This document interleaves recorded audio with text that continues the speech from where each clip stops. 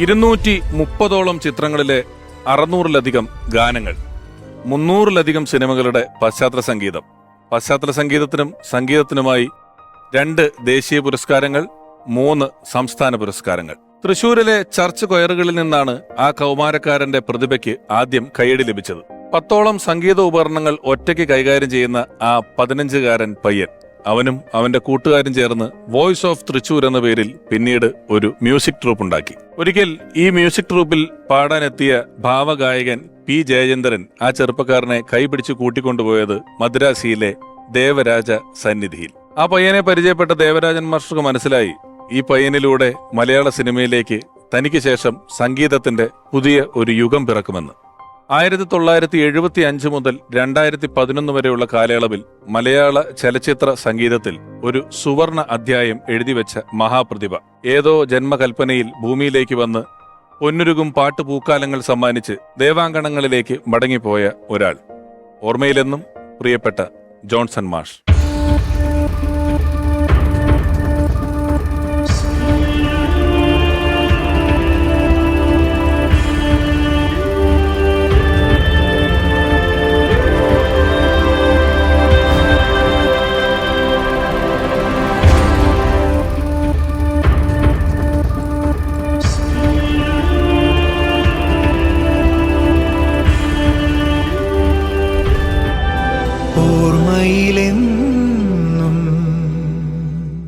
ലളിതസുന്ദരമായ ആഖ്യാന ശൈലി, മലയാളിയോട് ഇത്രമേൽ ചേർന്ന് നിൽക്കുന്ന, മലയാളികൾക്ക് ഏറ്റവും പരിചിതമായ ഭൂമികയിൽ നിന്നുള്ള ഒരുപാട് വ്യക്തികളെ അബ്രപാളിയിലേക്ക് കൈപിടിച്ച് നടത്തിക്കൊണ്ടുവന്ന മലയാളികളുടെ പ്രിയപ്പെട്ട സംവിധായകൻ ജോൺസൺ മാഷോടൊപ്പം ഒരുപാട് മികച്ച ചിത്രങ്ങൾ നമുക്ക് സമ്മാനിച്ച മലയാളികളുടെ അഭിമാനമായി മാറിയ സംവിധായകൻ. ഓർമ്മയിലെന്നും ജോൺസൺ മാഷ് എന്ന ഈ പരമ്പരയിലേക്ക് ആദ്യം സ്വാഗതം ചെയ്യുന്നു സ്നേഹപൂർവ്വം ബഹുമാനപൂർവ്വം പ്രിയപ്പെട്ട സത്യൻ അന്തിക്കാട് സാർ.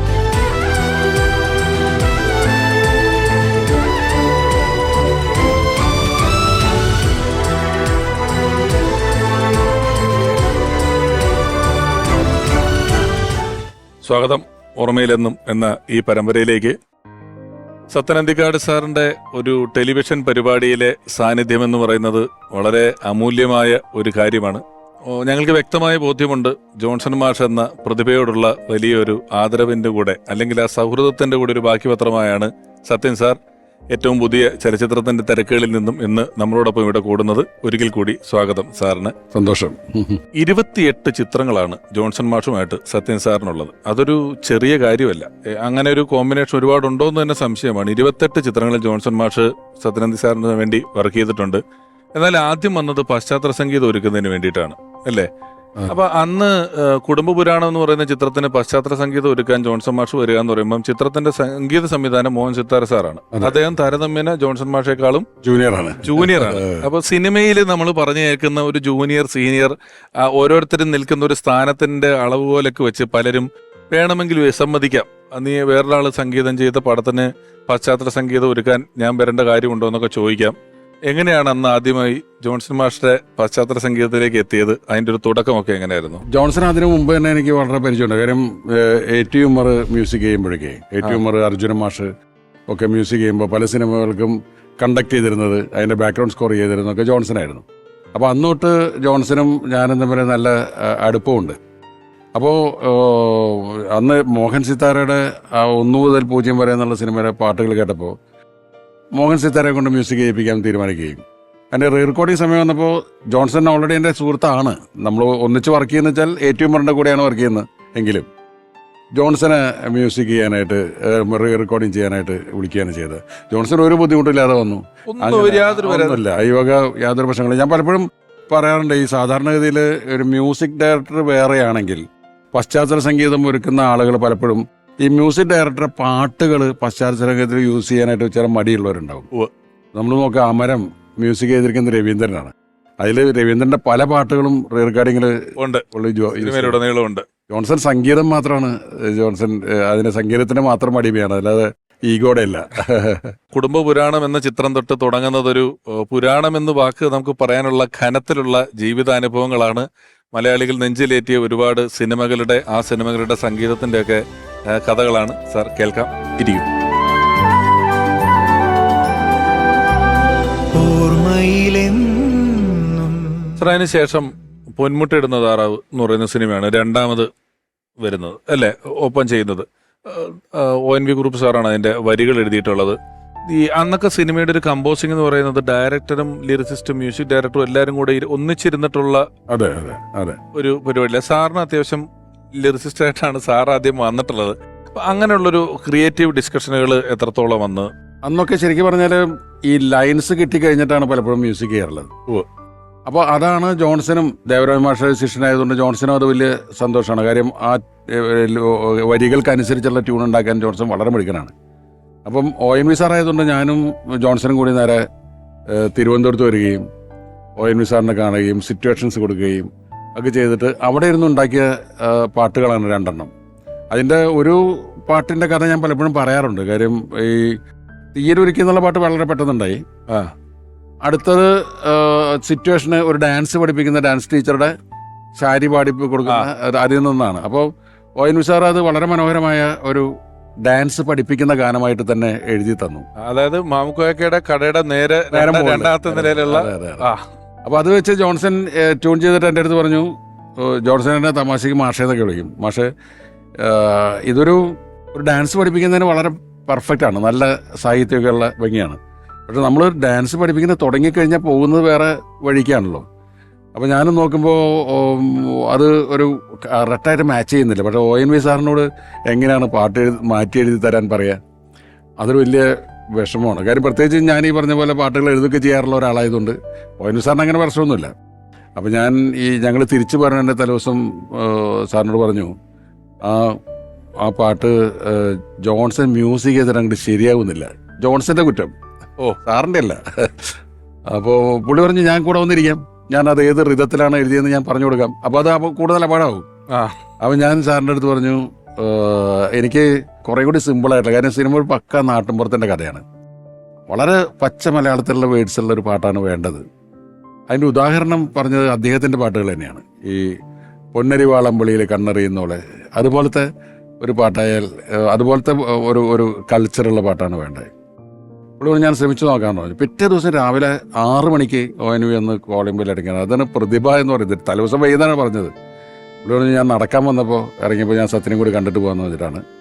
ഇത് പറ്റുമെന്ന് നോക്കൂ, ഈ പാട്ട് ഒരു പാട്ട് കൊണ്ടുവരിക, അവർ കടലാസ് കൊണ്ടുവരികയാണ്. സത്യം പറഞ്ഞ മീറ്ററിൽ തന്നെയാണ് ആ ലാംഗ്വേജിൽ തന്നെ എഴുതിയിരിക്കുന്നത് പറഞ്ഞു. ഞാൻ വായിച്ചൊക്കെ അത്ഭുതപ്പെട്ടു പോയി. കാര്യം പൊന്നരിവാൾ അമ്പളിയിൽ കണ്ണെറിയുന്നോളെ അതേ മീറ്ററിലാണ് കുന്നിമണി ചെപ്പ് തുറന്ന് എണ്ണി നോക്കുന്നേരം നല്ല പാട്ട്. കുന്നിമണി ചെപ്പ് തുറന്നെണ്ണി നോക്കുന്നേരം പാടാലോ. അതെ അത് ഭയങ്കര ഇതാണ്. അപ്പം ഞാൻ ചെയ്ത് മതി എന്ന് പറഞ്ഞു. അത് കഴിഞ്ഞ് അന്ന് ഞാനും ജോൺസനും കൂടി അടുത്ത ഫ്ലൈറ്റിൽ നേരെ മദ്രാസിൽ വരികയും ഞങ്ങൾ വുഡ്ലാൻഡ്സ് ഹോട്ടലിൽ വന്നിട്ട് ഞാൻ ജോൺസന്റെ അടുത്ത് പറഞ്ഞു ഞാനൊന്ന് ഫ്രഷ് ആവട്ടെ എന്ന് പറഞ്ഞാൽ ഞാൻ കുളിക്കാൻ കയറി. ഞാൻ ആ വെള്ളം ഒഴിച്ചുകൊണ്ടിരിക്കുമ്പോൾ പുറത്തുനിന്ന് ജോൺസൺ ഹാർമോണിയം വെച്ച് പാടുന്ന ഇതാണ് ഇന്ന് നമ്മൾ കേൾക്കുന്ന ട്യൂൺ. ഞാൻ ജോൺസന്റെ അടുത്ത് തോർത്താതെ പറഞ്ഞു ഇത് മതി കേട്ടോ ട്യൂൺ. അങ്ങനെയാണ് ആ പാട്ടുണ്ടാവുന്നത്. ജോൺസൺ മാഷിനെ കുറിച്ചും പാട്ടിനെ കുറിച്ചാണ് പറയുന്നതെങ്കിൽ ചില ഇപ്പം ആദ്യം പറഞ്ഞു സത്യൻ സാർ, ആ ഡാൻസ് പഠിപ്പിക്കുന്ന ഒരു മുഹൂർത്തം കഴിഞ്ഞാൽ അത് തുടക്കം കഴിഞ്ഞാൽ പിന്നെ അവിടുന്ന് കഥ അങ്ങ് പോവുകയാണ് എന്ന് പറയുകയുണ്ടായല്ലോ. എനിക്ക് തോന്നുന്നു ഏറ്റവും കൂടുതൽ അവതരണ ഗാനങ്ങൾ ചെയ്തിട്ടുള്ള ഒരാള് ജോൺസൺ മാഷാണ്. പല സിനിമയുടെയും പേരെഴുതുമ്പം വീണ്ടും ചില വീട്ടുകാര്യങ്ങളായിക്കോട്ടെ, കല്യാണ മന്ത്രത്തിലായിക്കോട്ടെ, തൂവൽ കൊട്ടാരത്തിലാണ്ട് വിണ്ണിൻ മാനേജർ, എല്ലാ പാട്ടുകളും സിന്ദൂരം പെയ്തിറങ്ങിയൊക്കെ ഉൾപ്പെടെയുള്ള പാട്ടുകള് വീട്ടുകാര്യങ്ങളും അങ്ങനെയാണെന്ന് തോന്നുന്നു. വീണ്ടും ചില വീട്ടുകാരുടെ നാടകം, ആ നാടകം, ആ നാട്ടുകാർ, ആ നാടകത്തിലുള്ള എല്ലാ കഥാപാത്രങ്ങളെയും അവതരിപ്പിക്കാൻ ഇപ്പോഴൊക്കെ വോയിസ് ഓവറാണ്. ഏതെങ്കിലും ഒരാൾ നിന്നങ്ങ് പറയാണ്. അതിന് പകരം ഒരു 4-4.5 മിനിറ്റിന്റെ ഒരു പാട്ടിൽ ഒരു നാടും ആ നാട്ടിലുള്ള എല്ലാ കഥാപാത്രങ്ങളെയും അവതരിപ്പിക്കുകയാണ്. അതെങ്ങനെയാണ് കമ്മ്യൂണിക്കേറ്റ് ചെയ്യുന്നത്? അപ്പൊ ഒരു ആള് അത് റൈറ്ററും വീണ്ടും ചില വീട്ടുകാര്യങ്ങളിലൊക്കെ തൂവൽക്കൊട്ടാരത്തിനൊക്കെ ലോഹിദാസ് ആണല്ലോ എഴുതിയത്. ഞാനും ലോഹിദാസും കൂടിയിട്ട് സംസാരിച്ചിട്ട് നമുക്ക് ഇങ്ങനെ പ്രസന്റ് ചെയ്യാം, ഇങ്ങനെ തുടങ്ങാം എന്ന് പറഞ്ഞിട്ട് ജോൺസണുള്ള ഒരു ധൈര്യം കൂടി ഉണ്ട് നമുക്ക്. ജോൺസൺ ആകുമ്പോൾ ആ പടത്തിന്റെ കൾച്ചറിനനുസരിച്ച രീതിയിൽ ആ സോങ് കൊണ്ടുപോകും. ആ സോങ് കഴിയുമ്പോഴേക്കും ഓഡിയൻസ് സെറ്റാവും, ഇത് എങ്ങനെയുള്ള സിനിമയാണ്, നാട് മനസ്സിലാവും. അപ്പൊ ആ രീതിയിലേക്ക് കൊണ്ടുപോകാം എന്ന് വിചാരിച്ചിട്ട് ബോധപൂർവം ചെയ്യുന്നത് തന്നെയാണ്. അപ്പോൾ ജോൺസൺ എന്ന് പറയുന്നത് നമ്മുടെ ഒരു ശക്തിയാണ്, ഒരു മ്യൂസിക്കിന്റെ. ശരിക്കും പറഞ്ഞാൽ ഈ ഇല്ലാതാകുമ്പോഴാണല്ലോ ഒരാളുടെ പ്രസക്തി നമ്മൾ തിരിച്ചറിയുന്നത്. ജോൺസൺ ഉള്ള സമയത്ത് നമുക്ക് അത്രയ്ക്കും ഫീൽ ചെയ്യില്ലായിരുന്നു. പക്ഷേ ഇല്ലാതാകുമ്പോഴാണ് ആ ശൂന്യത നമുക്ക് ഫീൽ ചെയ്യുന്നത്. അപ്പോൾ ജോൺസൺ ഉണ്ടെങ്കിൽ ജോൺസനെ വിളിച്ചാൽ മതി. ജോൺസൺ വന്നു കഴിഞ്ഞാൽ പിന്നെ നമുക്ക് ധൈര്യമായി. പലപ്പോഴും കമ്പോസിങ് നമ്മുടെ സ്ക്രിപ്റ്റ് കംപ്ലീറ്റ് ആവുന്നതിനൊക്കെ മുമ്പ് തന്നെ നമ്മൾ കമ്പോസിങ് സ്റ്റാർട്ട് ചെയ്യും.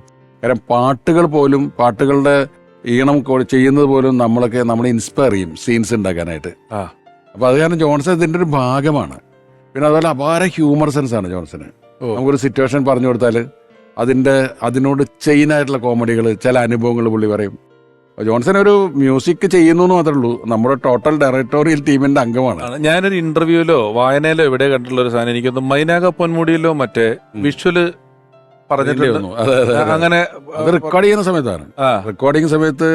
റെക്കോർഡിങ്ങിന്റെ ദിവസമാണ് ഓർക്കസ്ട്ര ലൈവ് ഇൻസ്ട്രുമെന്റ്സ് ആണ്. ഇന്ന് പലർക്കും അത് അറിയില്ലല്ലോ.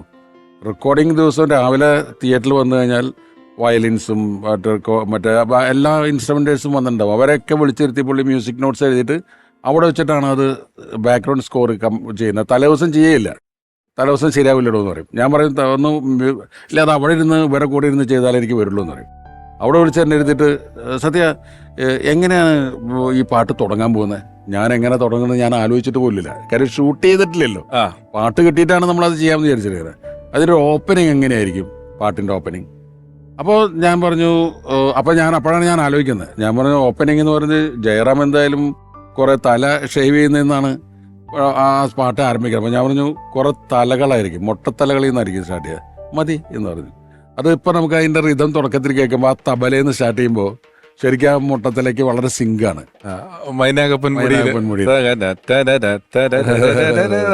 അതില് ഒരു വലിയ ഹമ്മിങ് വരുമ്പോ കുറെ മഞ്ഞളൊരു തലേക്ക് കൂടെ ഒഴുകി വന്നിട്ടാണ്. അതിൽ വരേണ്ട വിഷ്വൽസ് എന്തൊക്കെയാണെന്നുള്ളത് റഫായിട്ട് പറഞ്ഞു കൊടുക്കും. അപ്പൊ അത് പുള്ളിക്ക് അറിയാം.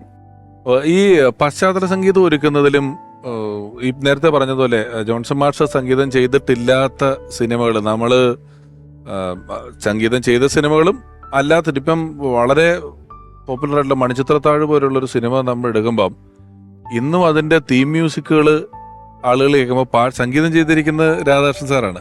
അതിന്റെ തീം മ്യൂസിക് ചെയ്തിരിക്കുന്നത് ജോൺസൺ മാഷാണ്. അങ്ങനെ എത്രയോ മലയാളികൾ ഇഷ്ടപ്പെടുന്ന പടങ്ങളുടെ തീം മ്യൂസിക് ചെയ്തിരിക്കുന്നത് ജോൺസൺ മാഷാണ്.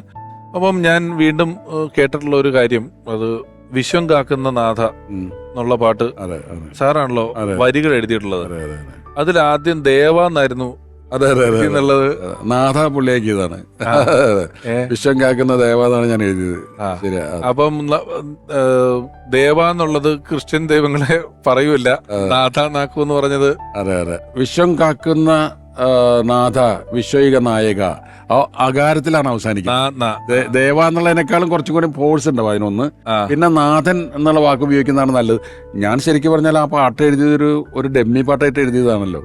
ആ പാട്ട് ആ പടത്തിൽ ഉപയോഗിക്കാൻ വേണ്ടി എഴുതിയതായിരുന്നില്ല. കാര്യം ഞാൻ കമ്പോസിങ്ങിന് വന്നിട്ട് സമയത്ത് കുറെ കച്ചേരികൾ നടന്നു. കൈതപ്പുറം തമ്മനമ്പൂരി ആ സമയത്ത് കുറെ മ്യൂസിക് കച്ചേരികൾ നടത്തുന്ന കാലമാണ്. അപ്പോൾ തിരുമേനിക്ക് വരാമെന്ന് പറഞ്ഞ ദിവസം വരാൻ സാധിച്ചില്ല. അപ്പോൾ ജോൺസൺ 2 ദിവസം പണിയില്ലാതിരുന്നപ്പോൾ ജോൺസൺ ഇറിറ്റേറ്റഡായി. മാഷ എന്നാൽ ഞാൻ ഒന്ന് പോയി വന്നാലോ എന്നൊക്കെ ചോദിച്ചു. ഷൊർണൂർ വെച്ചിട്ടാണ്.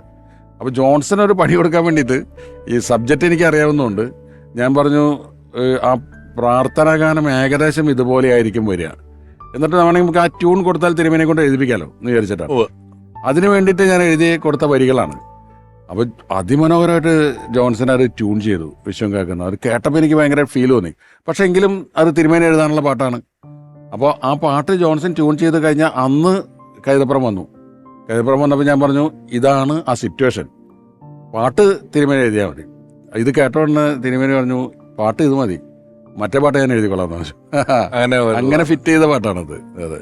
എപ്പോഴെങ്കിലും ഈ വരി എഴുതുന്ന സത്യനന്ദിക്കാടിനെ കുറിച്ച് ജോൺസൺ മാസ്റ്റർ അഭിപ്രായം പറഞ്ഞിട്ടുണ്ടോ? എഴുതിയിട്ടുണ്ടല്ലോ ഇഷ്ടം പോലെ. ജോൺസന്റെ വരികൾ ഇഷ്ടമാണ്. അതായത് ഇപ്പം തൂവൽക്കൊട്ടാരത്തിലും ഞാനൊരു പാട്ട് എഴുതിനായിരുന്നു, തങ്കനൂപുരമോ. അതെ, അതായത് പുള്ളി പറയും താൻ എഴുതുന്നത് വളരെ ഡയറക്റ്റ് ഫ്രം ദി ഹാർട്ടാണെന്ന് പറയും. അതായത് അതിൽ വേറെ കാവ്യ കൽപ്പനകളൊക്കെ കുറവായിരിക്കും. ഇപ്പം നേരെ വരികൾ ആർക്കും കേട്ടാൽ മനസ്സിലാകുന്ന വിശ്വം കാക്കുന്ന നാഥ വിശ്വൈക നായക ആത്മാവിലിരിയുന്ന തീയണയ്ക്കു അതിന് ആത്മചൈതന്യം, അതിൽ വേറെ സാഹിത്യമില്ല കാര്യമായിട്ടുള്ളത്. അപ്പോൾ അത്തരം സാധനങ്ങളൊക്കെ ഇപ്പോൾ ഒരു നിമിഷം തരുമൊക്കെ അങ്ങനെയായിരുന്നല്ലോ, ഓമൃതലൊക്കെ അങ്ങനെയായിരുന്നല്ലോ, പെട്ടെന്ന് ഡയറക്റ്റായിട്ട് കമ്മ്യൂണിക്കേറ്റ് ചെയ്യുന്നതാണ്. അതുകൊണ്ട് ജോൺസൺ അത് ഇഷ്ടമായിരുന്നു. ജോൺസൺ മാഷ് ആണെങ്കിലും ആ എത്രയോ അധികം ലിറിസിസ്റ്റുകളുടെ കൂടെ വർക്ക് ചെയ്തിട്ടുണ്ട്. ഉം. എനിക്ക് തോന്നുന്നു മേലെ പറമ്പിലാൻ വീട് എന്ന് പറയുന്ന ചിത്രത്തില് ഉം. കണ്ണദാസൻ എന്ന് പറയുന്ന ഉം. തമിഴിലെ വലിയ എഴുത്തുകാരനാണ്. ആ ഒരു പാട്ടിന്റെ ഇടയിൽ ഒരു ആ 4-5 വരികളെ ഉള്ളെങ്കിലും അത് എഴുതിയിട്ടുള്ളത് അവിടെയും അതെ അതെ പറക്കിയിട്ടുണ്ട്. നമ്മള് വരികളെ കുറിച്ചും അതെ വരികളുടെ പാട്ടിലെ പ്രസക്തിയെ കുറിച്ചും എഴുത്തിനെ കുറിച്ചും ഒക്കെ പറഞ്ഞ സ്ഥിതിക്ക് ആ ഒരു ലിറിസിസ്റ്റ് നമ്മളോടൊപ്പം ഇപ്പം ഓർമ്മ പങ്കുവെക്കുന്നതിന് വേണ്ടി എത്തുകയാണ്. നിരവധി ഗാനങ്ങളിലൂടെ നമുക്ക് വളരെ പരിചിതനായ എഴുത്തുകാരൻ ജോൺസൺ മാഷ ജീവിതത്തിലും പ്രത്യേക പങ്കുവഹിച്ചിട്ടുള്ള ഒരാൾ സ്നേഹപൂർവ്വം സ്വാഗതം ചെയ്യുന്നു, പ്രിയപ്പെട്ട RK ദാമോദരൻ മാസ്റ്റർ.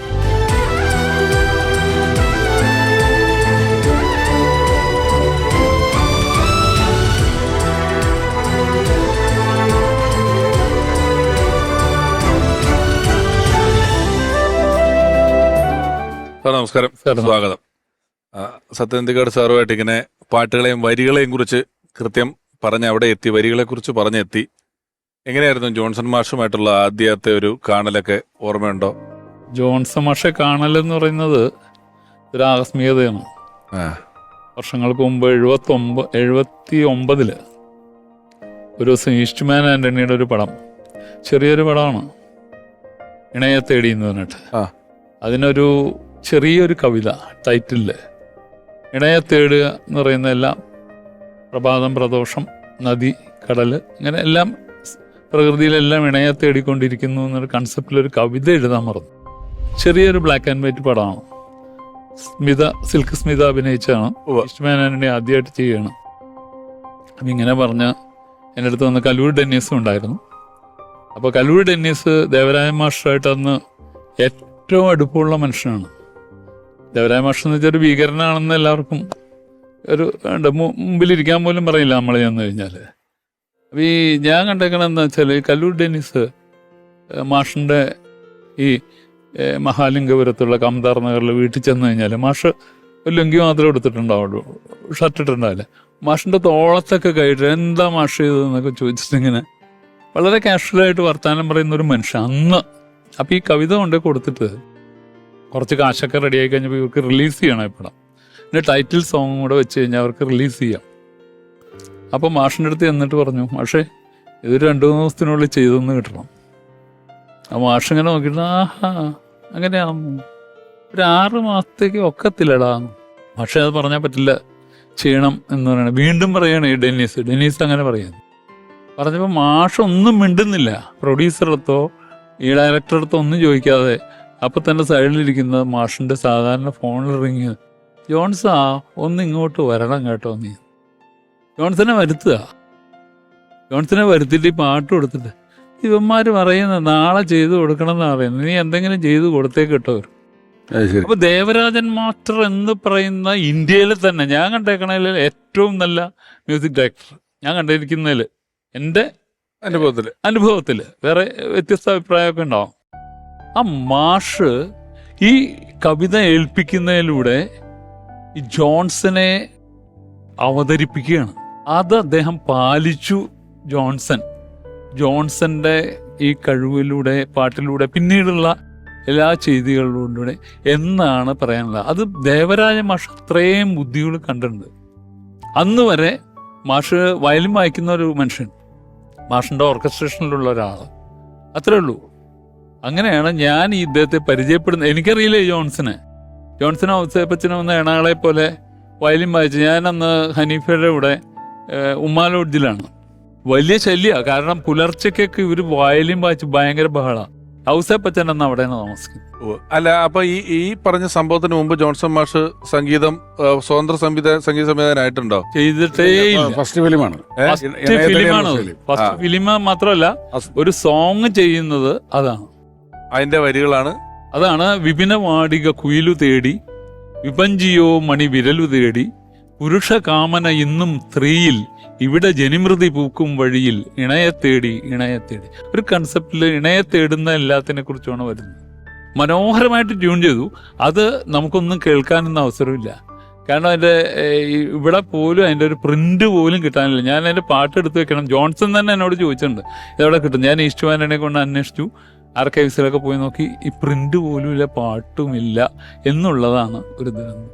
ഇപ്പം ദാമൻ സാർ പറഞ്ഞതുപോലെ അന്ന് അപ്പുറത്തെ മുറിയില് വയലിൻ വായന ഉണ്ടെന്ന് പറഞ്ഞല്ലോ. ഔസേപ്പച്ചൻ സാറും സംഘവും ചേർന്ന് അവതരിപ്പിക്കുന്ന വയലിൻ നമുക്കിപ്പോ ജോൺസൺ മാസ്റ്ററുടെ സമകാലീനനും സുഹൃത്തും ഒരേ നാട്ടുകാരനുമൊക്കെ ആയിട്ടുള്ള സംഗീത സംവിധായകൻ നിരവധി പാട്ടുകളിലൂടെ നമുക്ക് പ്രിയപ്പെട്ട ഔസേപ്പച്ചൻ സാറ് ജോൺസൺ മാഷെ ഓർക്കുന്നു. ജോൺസന്റെ ഒരു പ്രത്യേകത ഒറ്റയടിക്ക് ഒരൊറ്റ വാക്കിൽ പറയുകയാണെങ്കിൽ, ഇപ്പം മലയാള സിനിമാ സംഗീത ചരിത്രം എടുത്തു കഴിഞ്ഞാൽ അതിൽ ഏറ്റവും വലിയ ഒരു മൈൽ സ്റ്റോൺ ആണ്. നമുക്ക് പഴയ കാലത്ത് ദേവരാജൻ മാഷ്, ദക്ഷിണാമൂർത്തി സ്വാമി, പിന്നെ ബാബുക്ക തുടങ്ങിയ ഒട്ടനവധി ഗ്രേറ്റ് മാസ്ട്രോസ് മ്യൂസിക് ഡയറക്ടേഴ്സ് നമ്മുടെ മുൻഗാമികളുണ്ടായിരുന്നു. ആ കാലത്തിൽ നിന്നൊരു ചേഞ്ച്, നമ്മൾ മൊത്തത്തിൽ സിനിമാ സംഗീതത്തിനെ കുറിച്ച് പറയുമ്പോൾ അതിൻ്റെ നമ്പർ 1 അതിൻ്റെ വക്താവ് ജോൺസൺ തന്നെയാണ്. കാരണം വേറൊന്നുമില്ല, സിനിമാ സംഗീതം എന്ന് പറഞ്ഞു കഴിഞ്ഞാൽ പാട്ടുകൾ മാത്രമൊന്നുമല്ല. സാധാരണ അന്ന് കാലത്തെ ആൾക്കാർ മ്യൂസിക് എന്ന് പറഞ്ഞു കഴിഞ്ഞാൽ പാട്ടാണെന്ന് ധരിച്ചിരുന്ന കാലം ഉണ്ടായിരുന്നു. ഒരു സിനിമയുടെ ഏറ്റവും വലിയ വിജയത്തിന് ആകുന്ന ഒരു ഘടകം എന്ന് പറയുന്നത് അതിൻ്റെ ബാക്ക്ഗ്രൗണ്ട് സ്കോറാണ്. നിങ്ങൾ ഇംഗ്ലീഷ് സിനിമയൊക്കെ കണ്ടിട്ടില്ല? ഇംഗ്ലീഷ് സിനിമയിൽ പാട്ട് എവിടെയുള്ള ഏതെങ്കിലും ചില മ്യൂസിക്കൽ സബ്ജക്റ്റിന് മാത്രമേ പാട്ടുണ്ടാവുള്ളൂ, അല്ലെങ്കിൽ പാട്ടില്ല. അതിലും മ്യൂസിക് ഉണ്ടല്ലോ. ഓസ്കാർ അവാർഡ് കിട്ടുന്ന മ്യൂസിക്കുകൾ അതിലുണ്ട്. അതൊക്കെ എന്ന് പറയുന്നത് ബാക്ക്ഗ്രൗണ്ട് സ്കോറാണ്. ഈ ബാക്ക്ഗ്രൗണ്ട് സ്കോറിനൊരു പുതിയ ശൈലി കൊണ്ടുവന്നത് ജോൺസനാണ്. ഇന്നും ആ ജോൺസൺ ചെയ്ത ആ റീറെക്കോർഡിങ്ങുകൾ വെല്ലുന്ന ഒരുപാട് മ്യൂസിക്കൽ ഇമ്പോർട്ടൻസ് ഉള്ള മ്യൂസിക്കൽ സൗണ്ടിങ് ഉള്ള വ്യത്യസ്തതയുള്ള മ്യൂസിക്കൊക്കെ ഇന്ന് ഉണ്ടാക്കുന്നുണ്ട്. ഞാനും കുറച്ചൊക്കെ ശ്രമിച്ചിട്ടുണ്ട്. പക്ഷേ ഒരു സിനിമയ്ക്ക് വേണ്ടുന്ന ഏറ്റവും ഉചിതമായിട്ടുള്ള ബാക്ക്ഗ്രൗണ്ട് സ്കോർ നൽകുന്നതിൽ ഇന്നും ജോൺസനെ കവച്ച് വയ്ക്കാൻ ആരും ഉണ്ടായിട്ടില്ല എന്നുള്ളതാണ്. അതിൻ്റെ പ്രത്യേകത എന്ന് വെച്ചാൽ വേറെ ഒന്നുമല്ല. ബാക്ക്ഗ്രൗണ്ട് സ്കോർ എന്ന് പറയുന്നത് എന്താണെന്ന് വെച്ച് കഴിഞ്ഞാൽ, ഒരു പടം കണ്ടുകൊണ്ടിരിക്കുമ്പോൾ ബാക്ക്ഗ്രൗണ്ട് സ്കോറാണ്. അത് നമ്മൾ ഒരിക്കലും കേൾക്കാൻ പാടില്ല, നമ്മൾ ആ പടത്തിലേ ശ്രദ്ധിക്കാൻ പാടുള്ളൂ. ജോൺസന്റെ ഏതൊരു പടം, എല്ലാ പടങ്ങളും നല്ലത്, ഇനിയിപ്പോൾ മോശമായ പടം എടുത്തു നോക്കിയോളൂ, അതിൽ ബാക്ക്ഗ്രൗണ്ട് സ്കോർ എന്താണ്, അതിലെന്താണ് വായിച്ചിരിക്കണതെന്ന് നമുക്ക് നൊട്ടേറ്റ് ചെയ്യാമെന്ന് വിചാരിച്ച് ഇരുന്ന് കഴിഞ്ഞാൽ പാനിങ് നോട്ട് ബുക്ക് എടുത്ത് വെച്ച് കഴിഞ്ഞാൽ കേൾക്കത്തില്ല, നമ്മൾ പടത്തിലേ ശ്രദ്ധിക്കുള്ളൂ. ഇതൊരു മാജിക്കാണ്. 28 സിനിമകൾ എന്ന് പറയുന്നതിൻ്റെ ഒരു കാലപരിധിയും എണ്ണവും വളരെ കൂടുതലാണ്. ഇപ്പം ആമുഖത്തിൽ സംസാരിച്ചപ്പം സത്യൻ സാറ് തന്നെ പറഞ്ഞു, പലരും പറയും മാറ്റാം, അല്ലെങ്കിൽ നമ്മൾ വീണ്ടും വീണ്ടും വീണ്ടും ആവർത്തിക്കുന്നതിൻ്റെ ഒരു പ്രശ്നമുണ്ടല്ലോ. നമ്മൾ വീണ്ടും വീണ്ടും ആവർത്തിക്കുമ്പോഴാണല്ലോ ഒരുപോലെ ആവും. നമ്മളെപ്പോഴും സിനിമയ്ക്കാണെങ്കിൽ വേണ്ടത് പുതുമയുമാണ്. എങ്ങനെയാണ് ആവർത്തിക്കുകയും പുതുമ കണ്ടെത്തുകയും ചെയ്യുന്നത് എന്നുള്ളത് ആലോചിച്ചിട്ടുണ്ടോ? അല്ല, അത് ഒരു സംവിധായകൻ്റെ രീതിയും എൻ്റെ അഭിരുചിയും ഏറ്റവും കൂടുതൽ മനസ്സിലാക്കുന്ന സംഗീത സംവിധായകനാവുമ്പോഴാണ് നമുക്ക് ആവർത്തിക്കാൻ തോന്നുന്നത്. ക്യാമറാമാൻ വിപിൻ മോഹൻ എൻ്റെ 30ഓളം സിനിമകൾക്ക് ക്യാമറ വർക്ക് ചെയ്തു. കാര്യം ഞാൻ മനസ്സിൽ ആഗ്രഹിക്കുന്ന വിധത്തിലുള്ള വിഷ്വൽസാണ് വിപിൻ ചെയ്യുന്നത്. അതേപോലെ തന്നെയാണ് ശ്രീനിവാസനും ജോൺസനും ഒക്കെ ഞാൻ ഏറ്റവും കൂടുതൽ റിപ്പീറ്റ് ചെയ്യുന്നത്. എനിക്കത് വളരെ കംഫർട്ടബിളാണ്. കാര്യം ഞാനൊരു സിറ്റുവേഷൻ പറഞ്ഞു കൊടുത്തു കഴിഞ്ഞാൽ ആ സിനിമയിൽ എന്താണ് വേണ്ടതെന്നുള്ളത് അവർക്ക് മനസ്സിലാവുകയും അത് തന്നെ നമുക്ക് തിരിച്ചു തരികയും ചെയ്യുന്നതാണ്. അതിൽ ജോൺസന്റെ ഒരു അപാരം എടുക്കാണ്. ജോൺസന് 2-3 കാര്യങ്ങൾ വെച്ചാൽ, ഒന്ന്, നല്ല സാഹിത്യബോധമുണ്ട്. ഒരു ലിറിക്സ് കിട്ടിക്കഴിഞ്ഞാൽ അതിൻ്റെ വാക്കുകളുടെ അർത്ഥം, അതെവിടെ നിർത്തണം, എവിടെ ബ്രേക്ക് ചെയ്യണം, അതിൻ്റെ ഇടയിൽ വല്ല വരികൾ ആഡ് ചെയ്യണമെങ്കിൽ അത് ആഡ് ചെയ്യും, മനസ്സിലായില്ല, അല്ലെങ്കിൽ അതുപോലത്തെ കുറച്ച് വരികൾ വേണമെന്ന് പറയും. ONV സാറിൻ്റെ അടുത്തടക്കം പറഞ്ഞിട്ടുണ്ട്. അപ്പോൾ അങ്ങനെ ഉള്ള ഒരു ടാലൻ്റ് ഉള്ള ഒരാൾ ഒരു സിനിമയുടെ ഭാഗമാവുകയാണ്. ഒരാൾ സ്ക്രിപ്റ്റ് എഴുതുന്നു, ഒരാൾ മ്യൂസിക് ചെയ്യുന്നു, ഒരാൾ സിനിമോഗ്രാഫി ചെയ്യുന്നു. പക്ഷേ എല്ലാവരും ചെയ്യുന്നത് സിനിമയാണ്. അപ്പോൾ അത് വേറിട്ട് നിൽക്കുന്നില്ല. അതുകൊണ്ട് ആവർത്തനം എനിക്കങ്ങനെ വിരസമായിട്ട് തോന്നിയിട്ടില്ല. പക്ഷേ 20 സിനിമയൊക്കെ കഴിഞ്ഞപ്പോഴേക്കും പലരും എൻ്റെ അടുത്ത് തന്നെ പറഞ്ഞിരുന്നു, എല്ലാ സിനിമയും ഇങ്ങനെ ജോൺസൺ ഒന്ന് മാറ്റി വെറൈറ്റി ചെയ്ത് നോക്ക് എന്ന് പറഞ്ഞിട്ട് കുറേ. അപ്പോൾ ഞാൻ എപ്പോഴും എനിക്ക് ജോൺസൺ ചെയ്യുമ്പോഴാണ് തൃപ്തി കൂടുതലാവുന്നത്. പക്ഷെ എന്നിട്ട് ഞാൻ ജോൺസന്റെ അടുത്ത് ഒരിക്കൽ പറഞ്ഞിട്ടാണ് ഞാൻ ഇളയരാജയുടെ അടുത്തേക്ക് പോകുന്നത്. ആ ഒരു വാചകം ഞാൻ പലപ്പോഴും പറയാറുണ്ട്. പലപ്പോഴും നമുക്ക് സ്വർണ്ണ ലിപികളിൽ എഴുതി വെക്കേണ്ട ഒരു വാചകം ജോൺസൺ എന്നോട് പറഞ്ഞു എന്നുള്ളത്. അന്ന് ജോൺസൺ വളരെ കൂടുതൽ പടം ഇല്ലാത്ത സമയമാണ്. പക്ഷേ ഇളയരാജയെ കൊണ്ട് പറഞ്ഞ് ചെയ്യിപ്പിച്ചാൽ കൊള്ളാമെന്ന് എനിക്ക് ആഗ്രഹമുണ്ട്. ഞാൻ ജോൺസന്റെ അടുത്ത് വിളിച്ച് പറഞ്ഞു, ഞാനൊരു പടം ഇളയരാജയെ കൊണ്ട് ചെയ്യിക്കാൻ ആലോചിക്കുന്നു. ജോൺസന് വിഷമമില്ലെങ്കിൽ മാത്രം. ജോൺസൺ പറഞ്ഞത് നിങ്ങൾ ധൈര്യമായിട്ട് ചെയ്യിക്കുക ഇളയരാജയെ കൊണ്ട്. ഇളയരാജ എന്നേക്കാൾ നല്ല മ്യൂസിക്കാരനാണ്. അത് ഒന്ന്. മറ്റൊന്ന് പറഞ്ഞു വെച്ചാൽ എനിക്ക് വിഷമമുണ്ടോ, എനിക്ക് വേറെ കൂടുതൽ പടങ്ങളുണ്ടായിട്ടൊന്നുമില്ല. സിനിമയുള്ളത് കൊണ്ടാണ് നമ്മൾ സുഹൃത്തുക്കളായത്. ആ സൗഹൃദം നിലനിർത്താൻ സിനിമ വേണമെന്നില്ല. അങ്ങനെ പിന്നെ അതാണെങ്കിൽ പിന്നെ അത് സൗഹൃദം അല്ലല്ലോ. താൻ ധൈര്യമായിട്ട് ചെയ്യിക്കടോ. ജോൺസൺ എന്ന അനശ്വര സംഗീത സംവിധായകന്റെ ഓർമ്മകളുമായി നിരവധി സിനിമകളിൽ മികച്ച കഥാപാത്രങ്ങളെ അവതരിപ്പിച്ചിട്ടുള്ള പ്രിയപ്പെട്ട ദേവൻ സാർ. ജോൺസൺ മാഷെ പറ്റി ഓർക്കുമ്പോൾ ഞാൻ ആദ്യം ഓർക്കുന്നത് ജോൺസൺ മാഷ്, ഞാൻ ഈ ചെന്നൈയിൽ താമസിക്കുന്ന സമയത്ത് എൻ്റെ വീടിൻ്റെ അടുത്ത വീട്ടിലായിരുന്നു ജോൺസണും ഭാര്യയും മക്കളൊക്കെ ഉണ്ടായിരുന്നത്. അതാണ് എൻ്റെ ഓർമ്മ ആദ്യം വരുന്നത്. അപ്പോൾ എൻ്റെ മോളെ സ്കൂളിൽ വിടാനായിട്ട് ചില ദിവസങ്ങളിൽ ഞാൻ ജോൺസൻ്റെ അന്നൊരു സ്കൂട്ടർ ഉണ്ടായിരുന്നു. ആ സ്കൂട്ടറിലാണ് ഞാൻ കൊണ്ടുപോവുക എൻ്റെ മോളെ ഇങ്ങോട്ട്. അങ്ങനെ ഞങ്ങൾ വളരെയധികം, പിന്നെ നാട്ടുകാരനാണല്ലോ, ജോൺസണും ഞാനും തൃശ്ശൂർക്കാരാണ്. അപ്പോൾ എപ്പോഴും ജോൺസണും ഞാനും വളരെ അടുത്ത് ഉള്ള ആൾക്കാരാണ്. പിന്നെ ജോൺസൻ്റെ സിനിമകളിൽ ഞാൻ എൻ്റെ ഓർമ്മ ശരിയാണെങ്കിൽ മിന്നാമിനിങ്ങിൻ്റെ നുറുങ്ങോട്ടം എന്ന സിനിമയിൽ ഞാനും പാർവതിയും കൂടിയിട്ടുള്ള ഒരു പാട്ട് സീനുണ്ട്. അതിൽ മെല്ലെ മെല്ലെ എന്ന് പറഞ്ഞൊരു പാട്ടുണ്ട്. അത് ഇന്നും ഞാൻ എവിടെയെങ്കിലുമൊക്കെ പോയി കഴിഞ്ഞാൽ, മീറ്റിങ്ങിലോ ഫംഗ്ഷനൊക്കെ പോയി കഴിഞ്ഞാൽ ഇവർ അതിടും, ഞാൻ വരുമ്പോൾ ആ പാട്ടിടും. അതുപോലെ തന്നെ പിന്നെ സത്യൻ അന്തിക്കാടൻ്റെ ഒരു പടത്തിൽ, ഞാൻ സത്യൻ്റെ ഒറ്റ പടത്തിൽ അഭിനയിച്ചിട്ടുള്ളൂ. പിൻഗാമിയിലെ വെണ്ണിലാവോ എന്ന് പറഞ്ഞൊരു പാട്ടാണത്. അത് ഇപ്പോഴും എന്നെ പല ആൾക്കാരും ഓർക്കുന്നത് ആ ഒരു പാട്ടിലൂടെയാണ്. ഞാനും മോഹൻലാലിൻ്റെ ചെറുപ്പത്തിലുള്ള ആ കുട്ടിയും ശാന്തികൃഷ്ണനുമായിട്ടുള്ള വളരെ സന്തോഷകരമായ ഒരു ഫ്ലാഷ് ബാക്കിൽ വരുന്നൊരു സീനാണ്. വളരെ സന്തോഷകരമായിട്ടുള്ള ഒരു സീൻ. അങ്ങനെ എനിക്ക് എൻ്റെ ഓർമ്മ പെട്ടെന്ന് വരുന്നത് ഈ രണ്ട് പാട്ടുകളാണ്. ഈ രണ്ട് പാട്ടുകളും ഇന്നും ജനങ്ങളുടെ മനസ്സിൽ, മലയാളിയുടെ മനസ്സിലുണ്ട്. അല്ല, ചില കഥാപാത്രങ്ങൾ, ഞാനിപ്പോൾ ഒരു സിനിമയിൽ എപ്പോഴും അതിലൊരു കേന്ദ്ര കഥാപാത്രം, ഒരു നായകൻ നന്മ ചെയ്യുക, നന്മകളെല്ലാം നായകനിലേക്ക് എത്തുക എന്നൊക്കെ പറയുമെങ്കിലും, ഞാനിപ്പോൾ നേരത്തെ പൊന്മുട്ടിയിടുന്ന താറാവിനെ കുറിച്ച് പറഞ്ഞപ്പോൾ ഇത് സംഗീതവുമായിട്ട് നേരിട്ട് ബന്ധമുള്ള ഒരു കാര്യമല്ലെങ്കിലും ഈ ഡാൻസ് സ്കൂൾ നടത്തുന്ന ടീച്ചറെ പറ്റിയൊക്കെ പറഞ്ഞ് ആ സിനിമയിൽ എവിടെയോ ഈ ഡാൻസ് സ്കൂൾ നടത്തുന്ന ടീച്ചർക്ക് ഷാരി ചെയ്യുന്ന കഥാപാത്രത്തിന് പൈസയ്ക്ക് ആവശ്യം വരുമ്പം കരമന ജനാർദ്ദനൻ ചെയ്യുന്ന ഒരു ക്യാരക്ടർ ഉണ്ടായിട്ട് പൈസ കൊടുക്കുന്നുണ്ട്. ഇത് നീ ഇത്രയും നാള് എന്ന വാടകയാണ്, ഇത് ആ വാടകയെ കൂട്ടിയാൽ മതി എന്നൊക്കെ പറഞ്ഞ് കണക്കാക്കണ്ടെന്ന് പറയുന്നുണ്ട്. അപ്പോ ഈ ഒരു നന്മ, ഈ പരസ്പരം പോന്ന് ഇപ്പൊ ഈ പറഞ്ഞ വാക്കുകളിലൊക്കെ കാണുന്ന ഒരു വളരെ രസകരമായ ഒരു സൗഹൃദം അതിൽ ഫീൽ ചെയ്യുന്നുണ്ട്. ആ നല്ല സൗഹൃദങ്ങൾ, ഇവര് കുറെ നാൾ ഇവര് വാടക കൊടുക്കാത്തതിനകത്തുള്ള ശത്രുക്കളും ആണ്. ഈ പിണക്കങ്ങൾ ഉണ്ടായിട്ടുണ്ടോ നിങ്ങൾ തമ്മിൽ? ഒരു ആശയപരമായ പിണക്കങ്ങൾ ഉണ്ടാവണമല്ലോ. പിണക്കങ്ങൾ ആശയപരമായിട്ടും അല്ലാതെയൊക്കെ ഉണ്ടായിട്ടൊക്കെ ഉണ്ട്. അത് സ്വാഭാവികമായിട്ടുണ്ടാവില്ലേ, സൗഹൃദം ഉണ്ടാവാൻ. അതായത് പിണങ്ങാനുള്ള സ്വാതന്ത്ര്യം ഉണ്ടാവുക എന്ന് പറയുന്നത് ഒരു സൗഹൃദത്തിന്റെ വ്യാപ്തിയാണ്. സൗഹൃദത്തിന്റെ ഒരു ശക്തിയാണ്, വ്യാപ്തിയാണ് നമുക്ക് പിണങ്ങാനുള്ള സ്വാതന്ത്ര്യം ഉണ്ടാവുക എന്നുള്ളത്. ജോൺസന് ഞാനായിട്ട് പലപ്പോഴും പിണങ്ങാറുണ്ട്, അതിനപ്പുറത്ത് കാര്യമായിട്ട് ഇണങ്ങാറുണ്ട്. ഒരിക്കൽ ഒരു റെക്കോർഡിങ് തിയേറ്ററിൽ വെച്ച് പിണങ്ങിയിട്ടുണ്ട്, വീണ്ടും ചില വീട്ടുകാരങ്ങൾ. അതിന്റെ റെക്കോർഡിങ് PV ഗംഗാനാണ് പ്രൊഡ്യൂസ് ചെയ്യുന്നത്.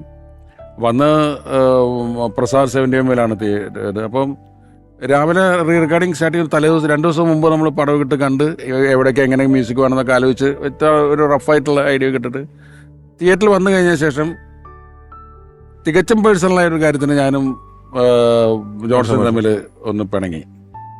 അപ്പം തുടങ്ങി കുറച്ച് കഴിഞ്ഞപ്പോൾ ജോൺസൺ എൻ്റെ അടുത്ത് പറഞ്ഞു, താൻ മ്യൂസിക് ശരിയാകുന്നുണ്ടോ എന്ന് നോക്കിയാൽ മതി, അല്ലാതെ വേറെ കാര്യങ്ങൾ ഇടപെടണ്ട എന്നെ പറഞ്ഞു എൻ്റെ അടുത്ത്. അപ്പോൾ ഞാൻ പറഞ്ഞൊരു കാര്യം ചെയ്യാം, നമുക്ക് തൽക്കാലം പാക്കപ്പ് ചെയ്യാം. അങ്ങനെ 9 to 9 ഉണ്ടായിരുന്ന റെക്കോർഡിങ്ങിന് വന്ന ഫുൾ ഓർക്കസ്ട്രയെ ഒരു 11 മണിയായപ്പോൾ ഞാൻ പാക്കപ്പ് ചെയ്ത് പിരിച്ചു വിട്ടു. അത് ശരിക്കും ജോൺസന് ഭയങ്കരമായ വിഷമം ഉണ്ടാക്കിയിട്ടുള്ള. അങ്ങനെ പുള്ളി നേരെ വീട്ടിൽ പോയി ഞാൻ വേറെ ആരെയും കൊണ്ടെങ്കിലും മ്യൂസിക് ചെയ്യിപ്പിക്കാമെന്ന് വിചാരിച്ചു. അത്രയും സീരിയസ് ആയിട്ടുള്ള വണക്കമായിരുന്നു. പക്ഷെ വേറൊരാളെയും എൻ്റെ മനസ്സിൽ വരുന്നില്ല, പ്രത്യേകിച്ചും ആ സിനിമ. അപ്പോൾ 2 ദിവസം കഴിഞ്ഞു. 3-ാമത്തെ ദിവസമായ സമയത്ത് ഞാൻ സേതു മണ്ണാർക്കാരനെ ജോൺസന്റെ വീട്ടിലേക്ക് വിട്ടു. പുള്ളിയാണ് പ്രൊഡക്ഷൻ എക്സിക്യൂട്ടീവ്. അപ്പോൾ റാണി പറഞ്ഞു, ജോൺസന്റെ വൈഫ് പറഞ്ഞു, അന്ന് തിയേറ്ററിൽ നിന്ന് വന്നിട്ട് എന്നിട്ട് പിന്നെ വീട്ടിൽ നിന്ന് പുറത്തു പോയിട്ടില്ല എന്ന് പറഞ്ഞു പുള്ളി. അപ്പോൾ പുള്ളിക്കും പ്രയാസമുണ്ട്. അപ്പം ഞാൻ പറഞ്ഞു സത്യേട്ടൻ വിളിക്കുന്നുണ്ട് എന്ന് പറഞ്ഞു. അപ്പോൾ ചെല്ലാൻ പറഞ്ഞു. അപ്പം ജോൺസൺ സേതുവിൻ്റെ അടുത്ത് പറഞ്ഞത് അന്നത്തെ വഴക്കിനെ പറ്റിയിട്ട് സത്യനോ രക്ഷ എന്നോട് മിണ്ടരുത് എന്ന് പറഞ്ഞു. പോളണ്ടിനെ കുറിച്ച് സംസാരിക്കാൻ വേറെ എല്ലാ ഞാൻ പറഞ്ഞു, "ഓക്കേ, മിണ്ടില്ല." അന്ന് നേരെ വന്നു, കനം പിടിച്ച മുഖത്തോടു കൂടി എൻ്റെ അടുത്തിരുന്നു. പക്ഷെ എൻ്റെ മനസ്സിനെ കരയിപ്പിച്ച ഒരു സന്ദർഭമാണ് അപ്പം ഉണ്ടായത് ആ റീലിൽ. അതായത് ഷൂട്ട് ചെയ്യുമ്പോൾ അന്നൊന്നും മോണിറ്ററൊന്നും ഇല്ലല്ലോ, ഷൂട്ട് ചെയ്യലാണ്.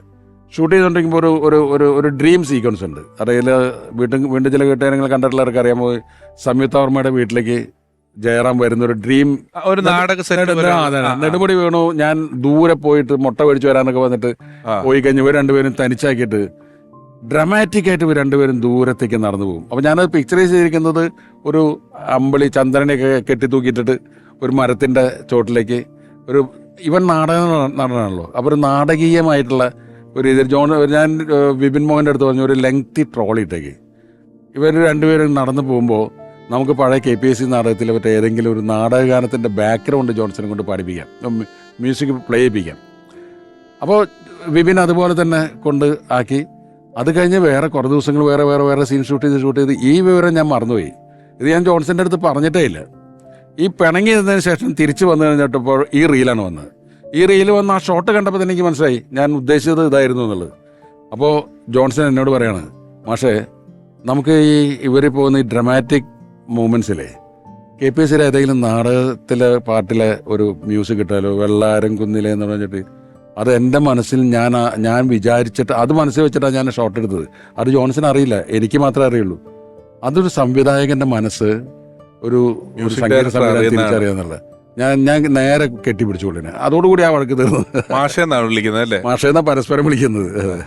നമുക്ക് ഇനി ജോൺസൺ മാഷുമായി കുറിച്ച് ഒരു എപ്പിസോഡ് ചെയ്യുമ്പം പാട്ടുകാരൻ്റെയും പാട്ടുകാരിയുടെയും സാന്നിധ്യം നമുക്ക് ഈ എപ്പിസോഡിൽ ആവശ്യമുണ്ട്. ആദ്യം നമുക്കൊരു പാട്ടുകാരനെ വിളിക്കാം. അദ്ദേഹം ചലച്ചിത്ര പിന്നണി ഗായകനാണ്. സൂപ്പർ ഹിറ്റായ ഒരുപാട് പാട്ടുകൾ പാടിയിട്ടുള്ള ഒരാളാണ്. സ്നേഹപൂർവ്വം എപ്പിസോഡിലേക്ക്, ഈ പരമ്പരയിലേക്ക് ജോൺസൺ മാഷെ ഓർക്കുന്നതിന് വേണ്ടി സ്വാഗതം ചെയ്യുന്നു. പ്രിയപ്പെട്ട ഗായകൻ നിഷാദ്.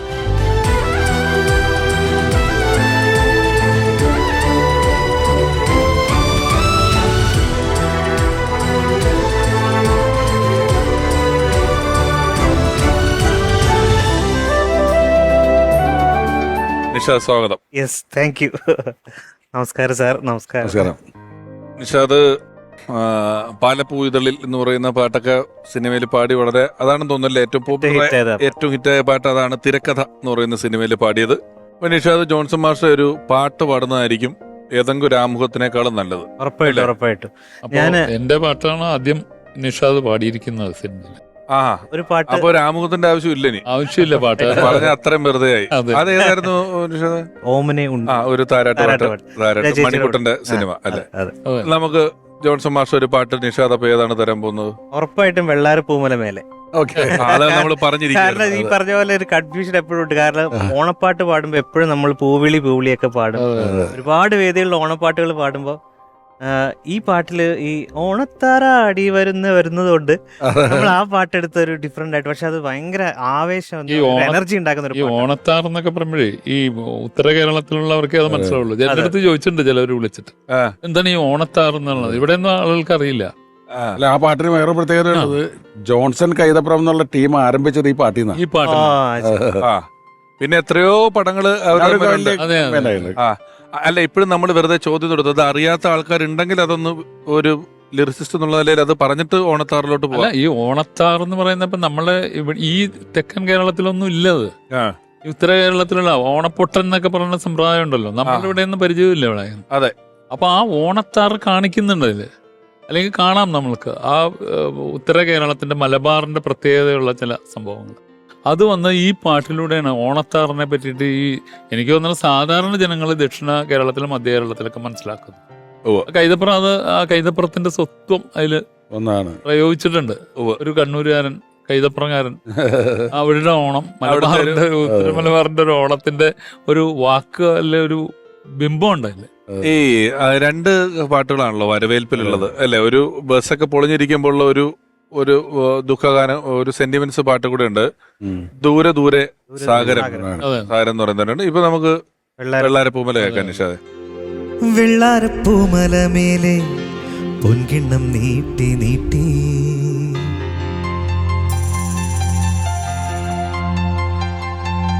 വെള്ളാരപ്പൂമലമേലെ പൊൻകിണ്ണം നീട്ടി നീട്ടി ആകാശപ്പൂമുടി ചൂടി മുകിലാരപ്പട്ടു ചുറ്റി ഓണത്താറാടി വരുന്നേ ഓണത്താറാടി വരുന്നേ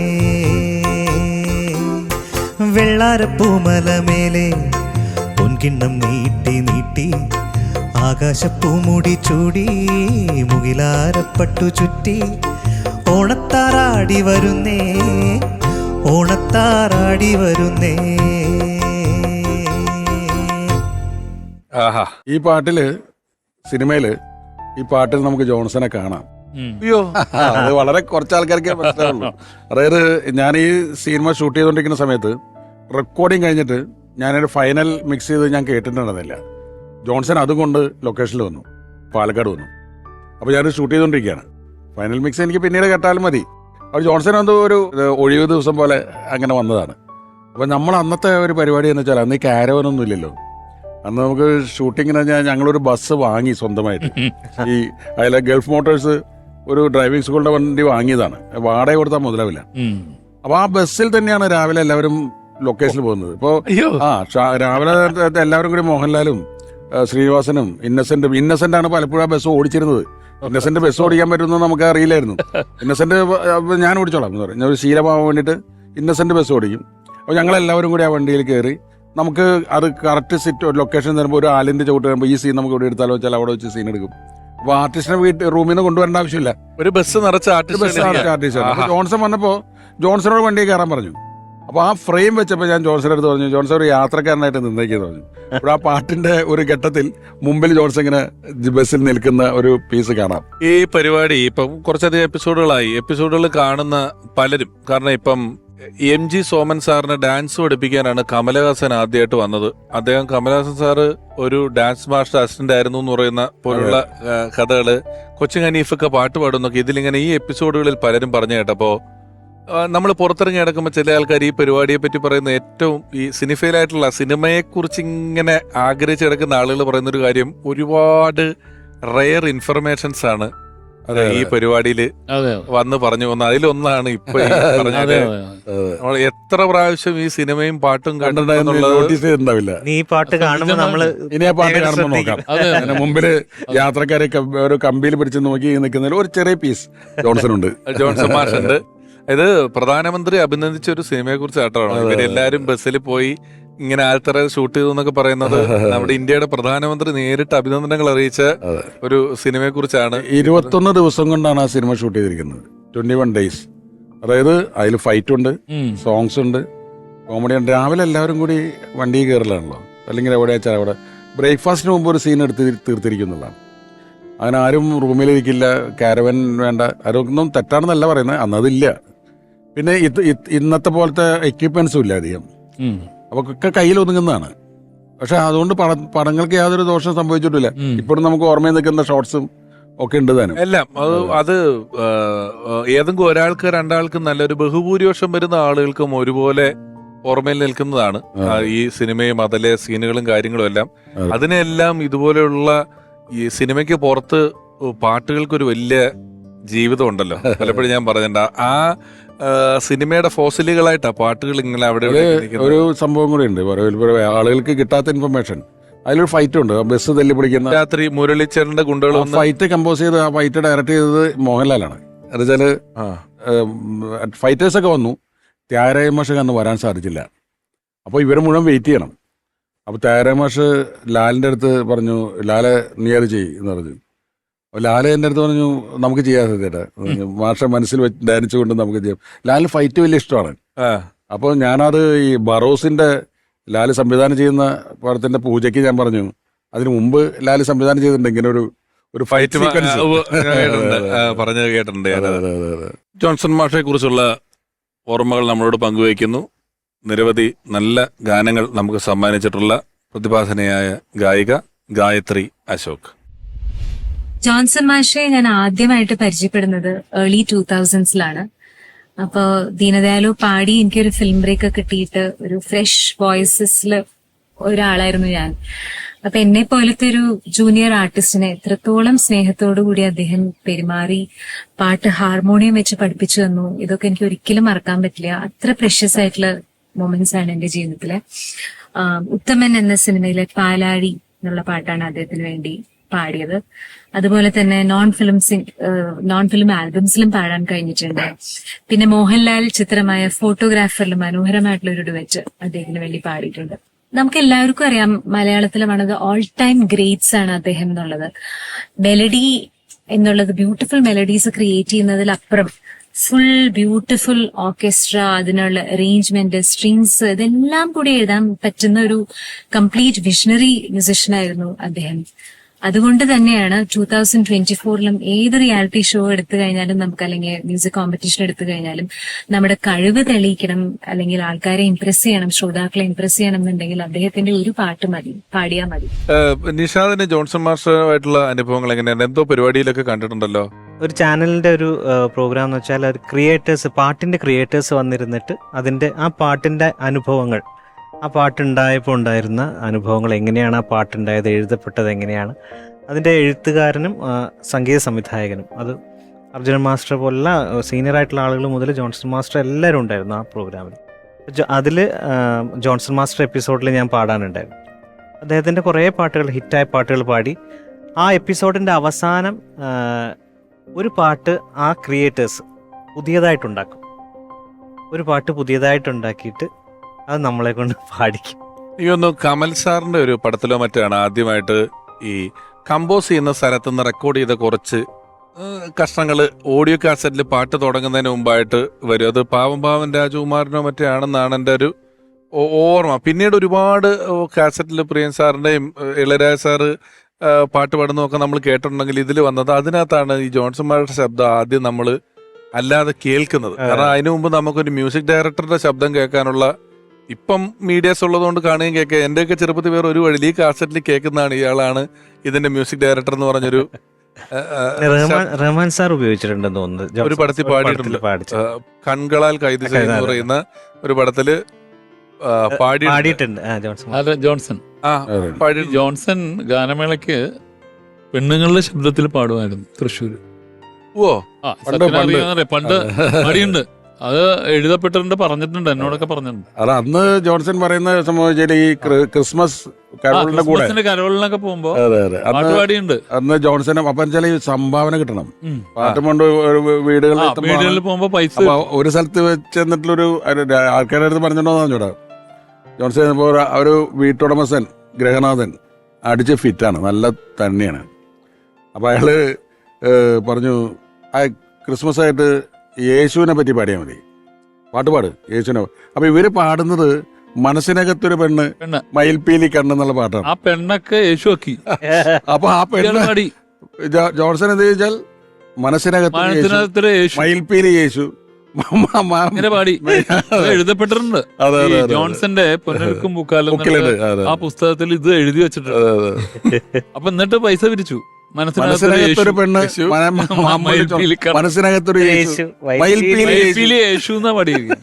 ഇപ്പൊ നമ്മള് ഞാൻ ഗന്ധർവൻ എന്നൊക്കെ പറഞ്ഞാൽ അതിന്റെ തുടക്കത്തിൽ ഒരു ഹമ്മിങ് വരുന്നതിന് മുമ്പ് എത്രയോ നേരം കുറെ പുകയും, ആ പുകയെന്നൊരു അന്തരീക്ഷത്തിലൊരു ഗന്ധർവന്റെ വരവ്, അതൊക്കെ ഇപ്പൊ നമുക്ക് തിയേറ്ററിൽ ഒരു അറ്റ്മോസ് മിക്സ് ചെയ്തിട്ട് ഒരു 64 150 ട്രാക്കില് കേൾപ്പിക്കാൻ പറ്റും. ഇത് ഒരു TV ചാനലിൽ കണ്ടാലും കാസറ്റ് ഇട്ട് കണ്ടാലും ഏത് മൊബൈൽ ഫോണിൽ കേട്ടാലും ഇപ്പോഴും ഈ അതിന്റെ ഒരു ഫീല്. ജോൺസന്റെ പാട്ടുകൾ പോലെ തന്നെ ജോൺസന്റെ ചില ബാക്ക്ഗ്രൗണ്ട് മ്യൂസിക്കും ഹിറ്റാണ്. അതായത് ആ ബാക്ക്ഗ്രൗണ്ട് മ്യൂസിക് നമുക്ക് സോങ് പോലെ തന്നെ നമ്മുടെ മനസ്സിൽ കിടക്കും. അതിന്റെ ഏറ്റവും വലിയ ഉദാഹരണമാണ് തൂവാനത്തുമ്പികളിൽ ക്ലാര വരുമ്പോ മഴ പെയ്യും, അതിന്റെ കൂടെ ഈ മ്യൂസിക് ഉണ്ടാവും. അതൊരു വല്ലാത്ത പോയറ്റിക് മൂഡാണ്. പറയാൻ സ്ഥിതിക്ക് നമുക്ക് ആ മ്യൂസിക് ഒന്ന് കേൾക്കാം.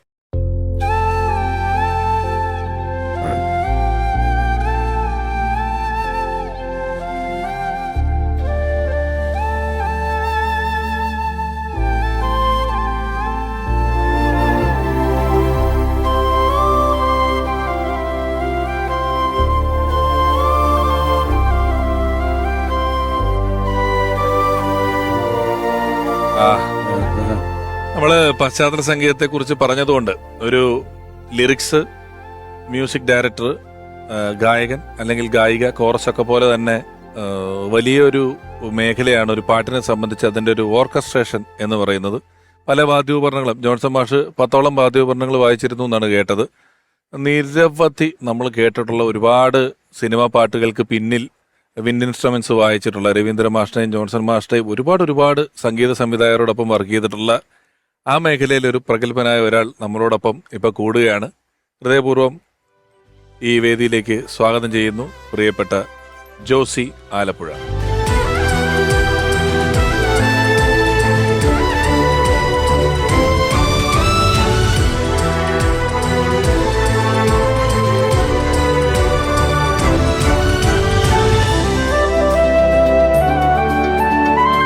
ഞങ്ങള് വരികളെക്കുറിച്ച്, സിനിമ സിറ്റുവേഷൻ പലതിനെക്കുറിച്ചും സംസാരിച്ചു. എൻ്റെ ഒരു ഓർക്കസ്ട്രയുടെ വിഭാഗത്തിൽപ്പെട്ടിട്ടുള്ള ഒരാളാണ് ജോസ് ചേട്ടൻ. ഒരുപാട് സിനിമകൾ വർക്ക് ചെയ്തിട്ടില്ല ജോൺസൺ മാഷോടൊപ്പം? ഞാൻ 10ഓളം സിനിമകളിൽ ജോൺസന്റെ കൂടെ സഹകരിച്ചിട്ടുണ്ട്. എൻ്റെ ഫസ്റ്റ് മൂവി എന്ന് പറയുന്നത് തന്നെ ഭൂതക്കണ്ണാടി ജോൺസൺ മാഷിന്റെ കൂടെയാണ്. അത് ഭയങ്കര ഒരു എക്സ്പീരിയൻസ് ആയിരുന്നു. അതിൻ്റെ ആ ഒരു പാട്ട്, അതിൻ്റെ റെക്കോർഡിംഗ് വേള ഒരിക്കലും എൻ്റെ ജീവിതത്തിൽ എനിക്ക് മറക്കാൻ പറ്റത്തില്ല. കാരണം ഞാനിവിടുന്ന് ജോൺസൺ മാഷിൻ്റെ റെക്കോർഡിംഗ് ഉണ്ടെന്ന് പറഞ്ഞിട്ട് ഇവിടുന്ന് പ്രാക്ടീസ് എല്ലാം ചെയ്ത് കോഴിക്കോട് മ്യൂസിക് സിറ്റിയിലാണ് എൻ്റെ വർക്ക്. പ്രാക്ടീസ് ചെയ്തെല്ലാം അവിടെ ചെന്നപ്പം ഫസ്റ്റ് എടുക്കുന്ന പാട്ട് തലചായ്ക്കാൻ ഒരു ആഴ്വാരം എന്നുള്ളൊരു പാട്ടാണ്. അപ്പം ബിറ്റെല്ലാം പറഞ്ഞതിപ്പോൾ നമ്മൾ പ്രാക്ടീസിന് എടുത്തു വെച്ചപ്പോൾ ഇത്രയുള്ളൊരു ഹാർമോണിയം, അത് ഈ പിച്ച് തമ്മിൽ ഭയങ്കര വ്യത്യാസം. അപ്പോൾ എൻ്റെ അടുക്ക ഞാൻ പറഞ്ഞു ചേട്ടാ ഇങ്ങനെ എനിക്ക് ശ്രുതി ചെറിയ അഡ്ജസ്റ്റ് ചെയ്ത് വെച്ചാൽ മതി. ഞാൻ അങ്ങ് ഭയങ്കര വിഷമമായി പോയി. കാര്യം എനിക്ക് നമ്മൾ ആദ്യമായിട്ട് വായിക്കുന്നതല്ലേ. അപ്പം പക്ഷെ പടം കണ്ടു കഴിഞ്ഞപ്പോഴാണ് അതിൻ്റെ ഒരു ഇത് മനസ്സിലായത്. അതിനകത്തൊരു തെരുവ്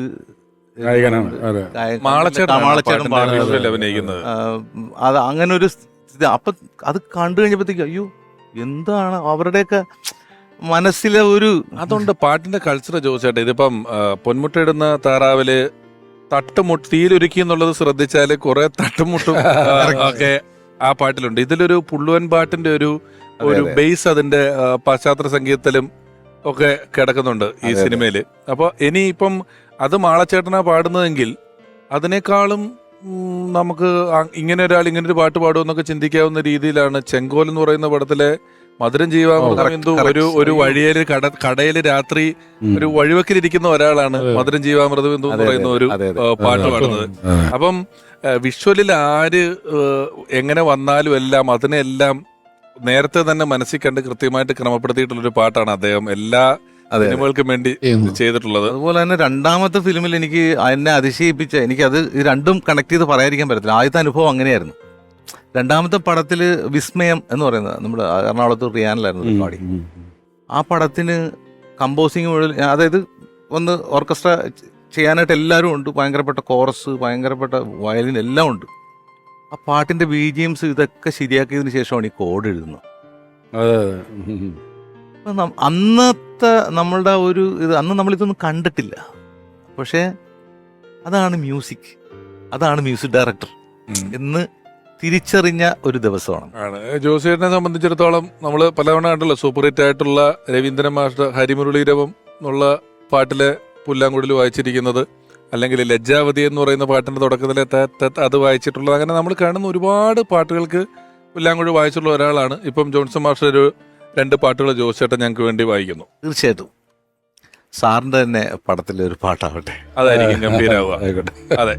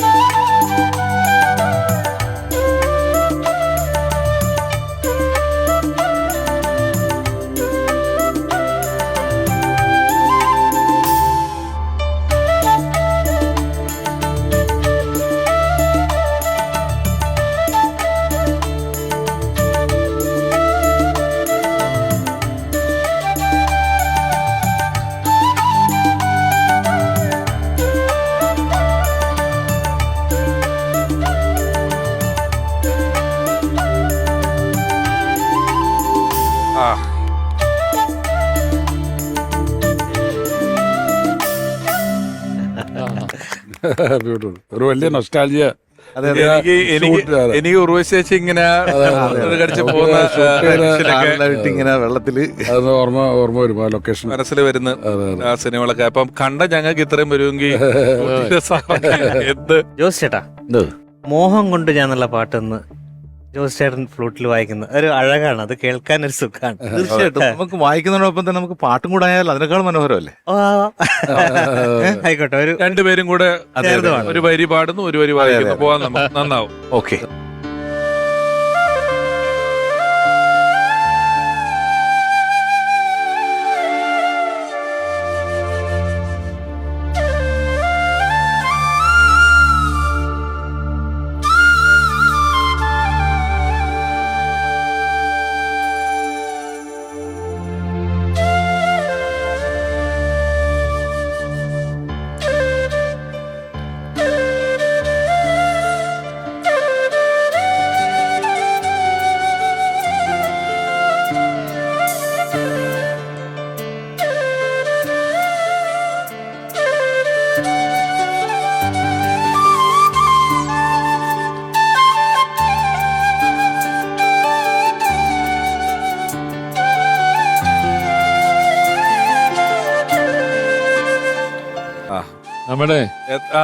നമ്മുടെ റാണി ചേച്ചി ജോൺസനെ പറ്റി എഴുതിയേക്കണ ലേഖനത്തിന്റെ ശീർഷകം ഇതാണ്, മോഹം കൊണ്ട് ഞാൻ എന്നുള്ളതാണ്. ജോസ് ചേട്ടാ, ഒരെണ്ണം കൂടെ ഏതാണ് തരാനുള്ളത് ഞങ്ങക്ക്?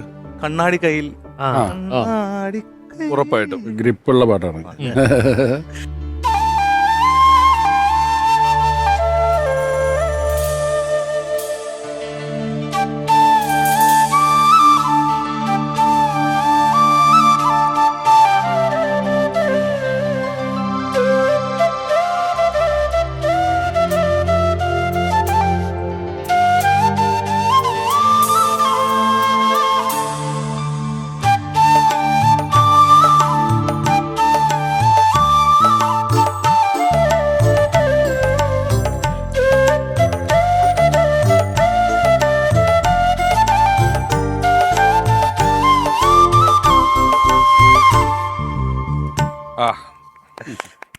സത്യൻ സാറിനോട് ദാമൻ സാറിനൊക്കെ ഏത് പാട്ടാ ഇഷ്ടം എന്ന് ചോദിച്ചാൽ എന്തായാലും എല്ലാം എന്നുള്ള ഉത്തരത്തിലേക്ക് ആയിരിക്കില്ലേ പോവുക? അങ്ങനെയല്ല പറയാൻ പറ്റില്ലല്ലോ, ജോൺസൺ എല്ലാമാണ്. അതെ. എനിക്ക് ഞാൻ ജോൺസൺ കമ്പോസിങ്ങിന് വരുമ്പോൾ എന്നും നമ്മുടെ പാട്ട് തുടങ്ങണൊക്കെ മുമ്പ് പാടിപ്പിക്കുന്ന 2 പാട്ടുകളുണ്ട്. ഞാൻ പറയും, ജോൺസ അനുരാഗിണി ഒന്ന് പാട്. അപ്പൊ പുള്ളി ഇയാൾ തുടങ്ങി എന്ന് പറഞ്ഞിട്ട് അനുരാഗിണി പാടും. അത് കഴിഞ്ഞാൽ അടുത്തത് ഞാൻ പറഞ്ഞേക്കാൻ മുമ്പ് എന്റെ പുള്ളി പറയും അത് ഗോപികയാണ്. ഈ 2 സോങ്ങും ഞാനൊരു മൂഡ് ഉണ്ടാവാൻ വേണ്ടിട്ട് കാറ്റത്തെ കിളിക്കൂടും എന്റെ അനുരാഗിണി എന്നുള്ള ജോഷിയുടെ പടത്തില് ഒരു കുടക്കീഴിൽ അത് അപാരമായ ഒരു ഹാർട്ടിലേക്ക് എത്തുന്ന അതിമനോഹരമായ ലിറിക്സുമാണ്. പൂവച്ചൽ ഖാദറിന്റെ വളരെ ഗംഭീരമായിട്ടുള്ള ഒരു വല്ലാത്ത മൂഡ് ഉണ്ടാക്കുന്ന ഒരു പാട്ടാണ്. അപ്പോൾ ഞാൻ ജോൺസന്റെ ശബ്ദത്തിൽ പാടി കേൾക്കാൻ നമുക്ക് പാടി കേൾക്കാനേ ജോൺസന്റെ ശബ്ദത്തിൽ പാടി കേൾക്കുമ്പോൾ വല്ലാത്തൊരു ഭാവം ഉണ്ടോ അതില്. ജോൺസൺ പാടി കൊടുക്കുമ്പോൾ നമ്മൾ കമ്പോസ് ചെയ്തിട്ട് പാട്ടുകാർക്ക് പറഞ്ഞു കൊടുക്കുമ്പോ മിക്കവാറും നമ്മളത് കേൾക്കുമ്പോൾ ജോൺസൺ തന്നെ പറയാറുണ്ട്, ഒരു 40% പാടി കിട്ടിയാൽ രക്ഷപ്പെട്ടു. ഡയറക്ടർ പാടുന്ന ഭാവം നമ്മുടെ റീ റെക്കോർഡിങ്ങിനൊക്കെ ഒരു ഇൻസ്ട്രുമെന്റിനും അങ്ങനെ കിട്ടി കേൾക്കത്തില്ല. എപ്പോഴും മ്യൂസിക് ഡയറക്ടർ പാടി കേൾക്കുന്നത് നമ്മൾ ആ ഒരു ഫീല് നമുക്ക് എപ്പോഴും പകുതി അടുത്തേ നമുക്ക് ചിലപ്പം ഗായകരിൽ നിന്ന് കിട്ടത്തുള്ളൂ. പാടി കൊടുക്കാൻ പറ്റുന്ന ഒരാളാണ് ഈ ജോൺസൺ. ഇപ്പോഴത്തെ പലർക്കും പാടി കൊടുക്കാറില്ല. പഴയ പാട്ടുകള്, ബാബുരാജിന്റെ പാട്ടുകളൊക്കെ നമുക്ക് യൂട്യൂബിൽ കിട്ടുന്നുണ്ട്. രസമാണ് ആ ഒരു പുഷ്പം. അല്ല, മറ്റത് റിയൽ ആയിട്ടുള്ളത് ഗംഭീരമാണ്. പക്ഷെ ഒരു മ്യൂസിക് ഡയറക്ടർ ഉള്ളിൽ നിന്ന് വരുന്ന ഒരു സ്വരം മുഴുവൻ കിട്ടില്ല. രക്തം എന്ന് പറയുന്ന ഒരു സിനിമ കൂടെ ജോൺസൺ മാസ്റ്ററോടൊപ്പം ചെയ്തിട്ടില്ലേ? അത് ഏതായിരുന്നു? 3 പടം ചെയ്തിട്ടുണ്ട്. 3 പടം ചെയ്തിട്ടുണ്ട്. ഇതിൽ രക്തം ജോഷി സാറിന്റെ സിനിമ. രക്തം ജോൺസനാണ് 81 ചെയ്താണ്, ആദ്യ കാലഘട്ടത്തിലുള്ള പാട്ടാണ്. ആ സമയത്ത് എഴുതിയിട്ട് മ്യൂസിക് ആണോ മ്യൂസിക്കുള്ള എഴുത്താണ്? രണ്ടും ചെയ്തിട്ടുണ്ട് അതില്. ഈ സുഖം ഒരു ഗ്രീഷ്മം ഇറങ്ങിയ ഭൂവിൽ ഉള്ളൊരു പാട്ട് ചെയ്യുമ്പോൾ കുറെ മ്യൂസിക് ചെയ്തു, ഇഷ്ടപ്പെട്ടില്ല. ജോഷിയും ഒക്കെ ഉണ്ടായിരുന്നു. അങ്ങനെ പുള്ളി കുറെ കഴിഞ്ഞിട്ട് ഞാൻ ബംഗാളിയിൽ പണ്ട് കേട്ടിട്ടുള്ള ഒരു ട്യൂണിന്റെ ഓർമ്മയിലൊരു സാധനം ഉണ്ട് ചെയ്ത സംഭവം, സുഖം ഒരു ഗ്രീഷ്മം ഇറങ്ങിയ ഭൂമി. ഈ അടുത്ത് എം ജയേന്ദ്രൻ ഒരു ദിവസം എന്നെ വിളിക്കുകയാണ്, 6 മാസം മുമ്പ്. അദ്ദേഹം വിളിച്ചിട്ട് കാലത്താണ് ഞാൻ സാറിനെ ഒന്ന് കടിച്ചോട്ടെ എന്ന്. വെറുതെ വെക്കുക. അപ്പൊ ഞാൻ ഇന്നലെ വല്ലതും അടിച്ചിട്ടുണ്ടോന്ന് ചോദിച്ചു. ഇല്ല, അല്ല അടിക്കില്ല, എനിക്കറിയാം, നല്ല സുഹൃത്ത് ബന്ധമുള്ളതാണ്. അപ്പൊ പറഞ്ഞു, ഞാൻ ഇടയ്ക്കിടയ്ക്ക് കേട്ടിട്ടുണ്ട് ആ സുഖം ഒരു ഗ്രീഷ്മം ഇറങ്ങി പോകും. അത് ആ ദാസേട്ടൻ സുഖം എന്ന് പറയുമ്പോൾ തന്നെ സൂചിപ്പിച്ചുകൊണ്ടിരിക്കുന്ന സംഭവം അത് ഭയങ്കര ഇഷ്ടമാണ് എനിക്ക്. പക്ഷെ താങ്കളാണ് എഴുതിയതെന്ന് ഞാൻ ഇന്നലെ മാത്രമാണ് അറിയുന്നത്. അതുകൊണ്ടാണ് എൻ്റെ അടുത്ത് വളരെ സൗഹൃദമുള്ള മനുഷ്യനാണ്, ഇത് അറിഞ്ഞിട്ടില്ല, പറഞ്ഞിട്ടില്ല. അപ്പോൾ അത് ചെയ്തത് വളരെ കഷ്ടപ്പെട്ട് BTHലിരുന്ന് എറണാകുളത്ത് ഭാരത് ടൂറിസമില്ല. അതിൻ്റെ കഥയിൽ എന്താ വെച്ചാൽ, ഒരു ഗ്രീഷ്മം ഇറങ്ങിയ ഭൂവിൽ നിന്നുള്ള പാട്ട് വരി എഴുതി കഴിഞ്ഞപ്പോൾ പ്രൊഡ്യൂസർക്ക് പിടിച്ചില്ല. ജഗൻ പിക്ചേഴ്സ് അപ്പച്ചനാണ്. ഗ്രീഷ്മം എന്നുള്ള വാക്കൊക്കെ ഭയങ്കര പ്രശ്നമാണ്. ഇത് നല്ല സുഖമുള്ള സംഗതി, എല്ലാം അമഞ്ഞു വന്നിട്ടുണ്ട്, പക്ഷെ ഇതൊന്നും എടുത്ത് കളയണം. അപ്പം എന്താ ഞാൻ ജോൺസണുണ്ട്. ജോൺസൺ അത് ഭയങ്കര ഇഷ്ടം. ജോൺസൺ ഈ പറഞ്ഞ പോലെ ലിറിക്ക് നല്ല ഇഷ്ടമാണ്, നന്നായിട്ട് വായിക്കുന്ന ഒരു മനുഷ്യനാണ്, സാഹിത്യമൊക്കെ ഇഷ്ടമാണ്. പാടി വരുമ്പോഴും ഗ്രീഷ്മം നല്ലത്. ജന്മം ചെയ്താൽ സമ്മതിക്കില്ല അപ്പച്ചൻ. ഞങ്ങൾ അപ്പച്ചനെ പറ്റിക്കാൻ വേണ്ടി സുഖം ഒരു വേനലിറങ്ങിയ ഭൂവിൽ നിഴൽ മാത്രം നോക്കി. പാട്ട് ട്യൂണിന് കറക്റ്റാണ്, കൊള്ളില്ല, ആ ഡെപ്തും കിട്ടില്ല. ആ വിഷ്വലിൻ്റെ നിന്നും ഡെപ്ത് കിട്ടണ്ടേ ഒരു വാക്ക് കൊടുത്തു കഴിഞ്ഞാൽ. അറിയാലോ, ഇപ്പോൾ സത്യനൊക്കെ അറിയാൻ പറ്റുന്നത്, അത് കൊടുക്കാൻ പറ്റുന്നില്ല. ഞാൻ ജോൺസണും കൂടെ പണി. അപ്പച്ചൻ ഇങ്ങനെ ചെയ്തോട്ടെ, നമുക്ക് ദാസേട്ടൻ്റെ അടുത്ത് പറഞ്ഞ് ചട്ടം കെട്ടിയിട്ട് ഇത് കൊള്ളില്ല എന്ന് പറഞ്ഞ് ശരിയാക്കാമെന്ന്. സ്റ്റുഡിയോയിൽ വന്നപ്പോൾ ഞങ്ങൾ ദാസേട്ടൻ്റെ അടുത്ത് ഇങ്ങനെ പറഞ്ഞു, ഇങ്ങനെ ഒരു സംഭവമുണ്ട്, ഗ്രീഷ്മം എന്ന് പാടുക. അപ്പം അപ്പച്ചൻ കയറി ഇടപെടും. അപ്പം വേനൽ എന്നുള്ള വാക്കാക്കിയിട്ടുണ്ടല്ലോ എന്ന് പറയാം. അത് വേണ്ട, അത് വേണ്ട, ഗ്രീഷ്മം എന്ത് സുഖമാണെന്ന് പാടിത്തരാം എന്നിട്ട് ദാസേട്ടൻ്റെ ഗ്രീഷ്മം എന്ന് പറഞ്ഞാൽ അങ്ങോട്ട് പാടുക. ആ ഗ്രീഷ്മമാണ് അതിന്റെ ഏറ്റവും വലിയ സുഖം. ആ പാടി ദാസേട്ടൻ ആ ഗ്രീഷ്മം എന്നുള്ള വാക്കിന്റെ ഒരു ഡെൻസിറ്റി, ഡെപ്ത് കിട്ടുമോ? അതിന് കിട്ടില്ല. ഒരു ഗായകന്റെ കൂടെ സ്റ്റേറ്റ്മെന്റ് നമുക്ക് കാണാം.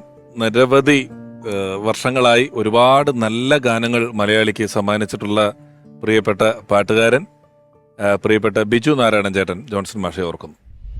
കുട്ടിക്കാലം മുതലേ ഞാൻ ഒരുപാട് ആരാധിച്ചിരുന്ന വ്യക്തിത്വമായിരുന്നു ജോൺസേട്ടൻ. അദ്ദേഹത്തിൻ്റെ പാട്ടുകൾ പിന്നീട് പാടുവാൻ സാധിക്കുമെന്ന് സ്വപ്നത്തിൽ പോലും ചിന്തിച്ചിരുന്നില്ല. വളരെ കണിശക്കാരനായിട്ടുള്ള ഒരു സംഗീത സംവിധായകനായിട്ടാണ് ജോൺസേട്ടനെ ഞാൻ പലപ്പോഴും മനസ്സിലാക്കിയിട്ടുള്ളത്. ഒരു ഗായകനിൽ നിന്ന് എന്താണ് വേണ്ടതെന്ന് വളരെ കൃത്യമായിട്ടുള്ള ബോധവും അത് കൃത്യമായിട്ട് തന്നെ പാടിപ്പിച്ചെടുക്കാൻ ജോൺസേട്ടനുള്ളൊരു കഴിവ് എടുത്തു പറയേണ്ടതാണ്. ഒരുപാട് നല്ല ഗാനങ്ങൾ പാടിയിട്ടുണ്ട്. അതേപോലെ അദ്ദേഹമായിട്ട് ഒരുപാട് സ്റ്റേജ് പ്രോഗ്രാംസ് ചെയ്തിട്ടുണ്ട്.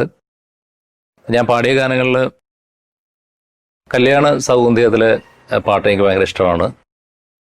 കല്യാണ സൗഗന്ധികം മുടിയിലണിയുന്ന തിരുവാതിരേ. അതേപോലെ നീ വരുവോളം സിനിമയിലെ പൂവോ നിലാവോ പാലാഴിയോ പൂക്കും കൊതുമ്പിൻ പൂന്തോണിയോ. അങ്ങനെ ഒരുപാട് നല്ല ഗാനങ്ങൾ അദ്ദേഹത്തിന് വേണ്ടി പാടുവാൻ സാധിച്ചിട്ടുണ്ട്. അതെല്ലാം ഒരു ഭാഗ്യമായിട്ട് കരുതുകയാണ്. അദ്ദേഹത്തിൻ്റെ ഓർമ്മയ്ക്ക് മുമ്പിൽ ബാഷ്പാഞ്ജലികൾ. ഓർമ്മയിലെന്നും ജോൺസൺ മാസ്റ്റർ എന്ന ഈ പരമ്പരയിൽ ഇനിയും ആ മഹാപ്രതിഭയെ അനുസ്മരിക്കാൻ നമ്മളോടൊപ്പം ഒരുപാട് പേര് എത്തേണ്ടതുണ്ട്. 1979 ജോൺസൺ എന്ന പേരിൽ ആദ്യമായി ഒരു സംഗീത സംവിധായകൻ പിറവിയെടുക്കുമ്പോൾ അന്ന് ആ ഗാനത്തിന് വരികൾ എഴുതിയ താമോൻ സാറിന്റെ സാന്നിധ്യം നമുക്ക് വളരെ വിലപ്പെട്ടതായിരുന്നു. ആ സാന്നിധ്യത്തിന് ഞങ്ങളുടെ പേരുള്ള നന്ദി ഈ അവസരത്തിൽ ഹൃദയപൂർവ്വം അറിയിക്കുന്നു. നന്ദി സാർ, താങ്ക് യു, ഞങ്ങൾക്ക് വേണ്ടി സമയം മാറ്റിവെച്ചതിന് താങ്ക് യു. ഓർമ്മയിലെന്നും ജോൺസൺ മാസ്റ്റർ എന്ന ഈ പരമ്പരയിൽ ഇനി നമ്മളോടൊപ്പം ചേരുന്നത് മലയാളികൾക്ക് വളരെ പ്രിയപ്പെട്ട ഒരു ഗായികയാണ്. മലയാളത്തിൽ മാത്രമല്ല അന്യഭാഷകളിലും ഒരുപാട് സൂപ്പർ ഹിറ്റ് ഗാനങ്ങൾ സമ്മാനിച്ചിട്ടുള്ള പ്രിയപ്പെട്ട ഗായിക, ജോൺസൺ മാസ്റ്ററുടെ പാട്ടുകൾ പാടിയിട്ടുള്ള ഒരു ഗായിക. ഹൃദയപൂർവ്വം ഈ പരമ്പരയിലേക്ക് സ്നേഹപൂർവ്വം സ്വാഗതം ചെയ്യുന്നു പ്രിയപ്പെട്ട മിൻമിനി.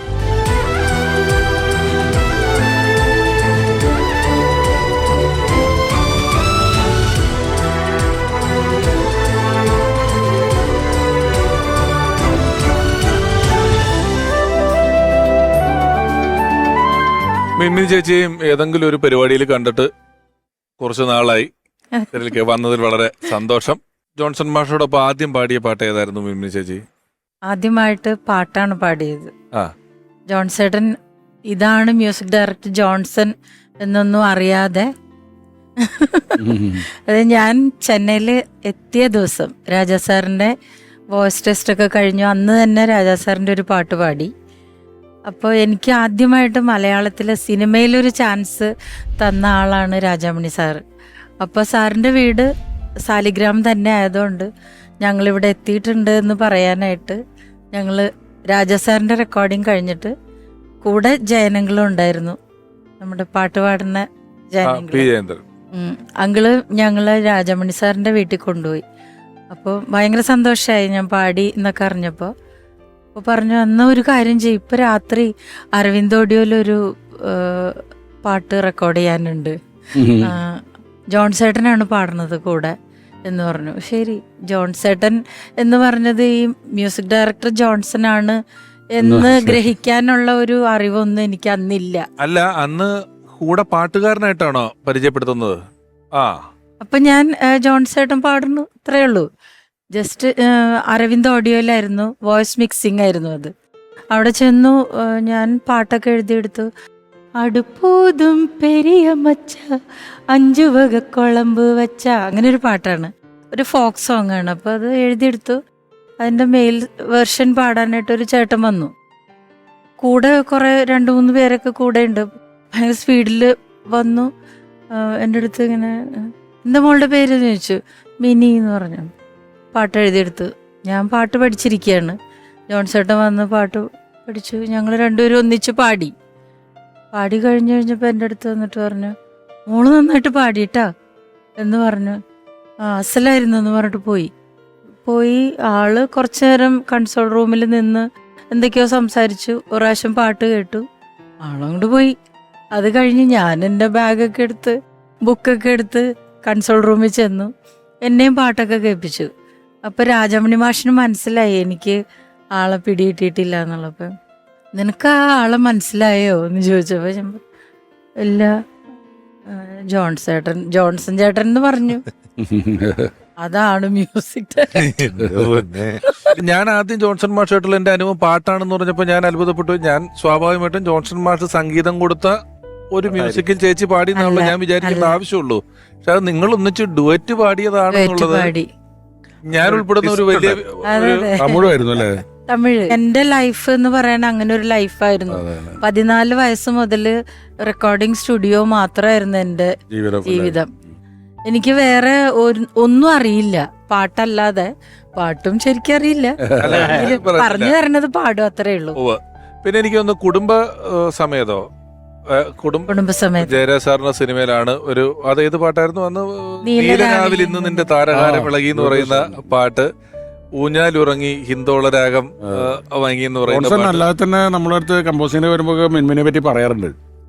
നല്ല ടാലന്റ് ഉള്ള കുട്ടിയാണ്, അതായത് അവള് ഇങ്ങനെയൊന്നും എത്തേണ്ട ആളല്ല എന്നൊക്കെ പറയാറുണ്ട്. കുറച്ച് അവർ ചില സാങ്കേതിക പ്രശ്നങ്ങൾ കൊണ്ട് പലപ്പോഴും ചിലപ്പോൾ വിളിക്കാൻ പറ്റില്ല, അത് വേറെ കാര്യം. പക്ഷെങ്കിലും ജോൺസൺ വലിയ അപ്രീസിയേഷൻ ഉള്ള ഒരാളാണ്. ഭൂതകണ്ണാടിയിൽ പാടിയിട്ടുണ്ടല്ലോ. അത് എന്റെ ശബ്ദം പോയതിനു ശേഷമാണ്. ആശമരത്തിന്റെ അതിരുന്തലക്കെ 1000 പൂക്കില പൊട്ടി വിരിഞ്ഞ്, എന്താ കുണുക്കിട്ട കോഴി കുറിഞ്ചാത്തൻ കോഴിക്ക് അടിവയറ്റിന്ന് ഒരു പുതിയ ആ പാട്ട്, എത്രയോ പാട്ടുണ്ട്. അദ്ദേഹം ഒരു മ്യൂസിക്. പിന്നെ മേലെപ്പറമ്പിൽ ആൺ വീട് എന്ന് പറയുന്ന സിനിമയിൽ വെള്ളിത്തിങ്കൾ പൂങ്കിണ്ണം തുള്ളിത്തു, ആ പാട്ട് പാടിയിട്ടുണ്ട്.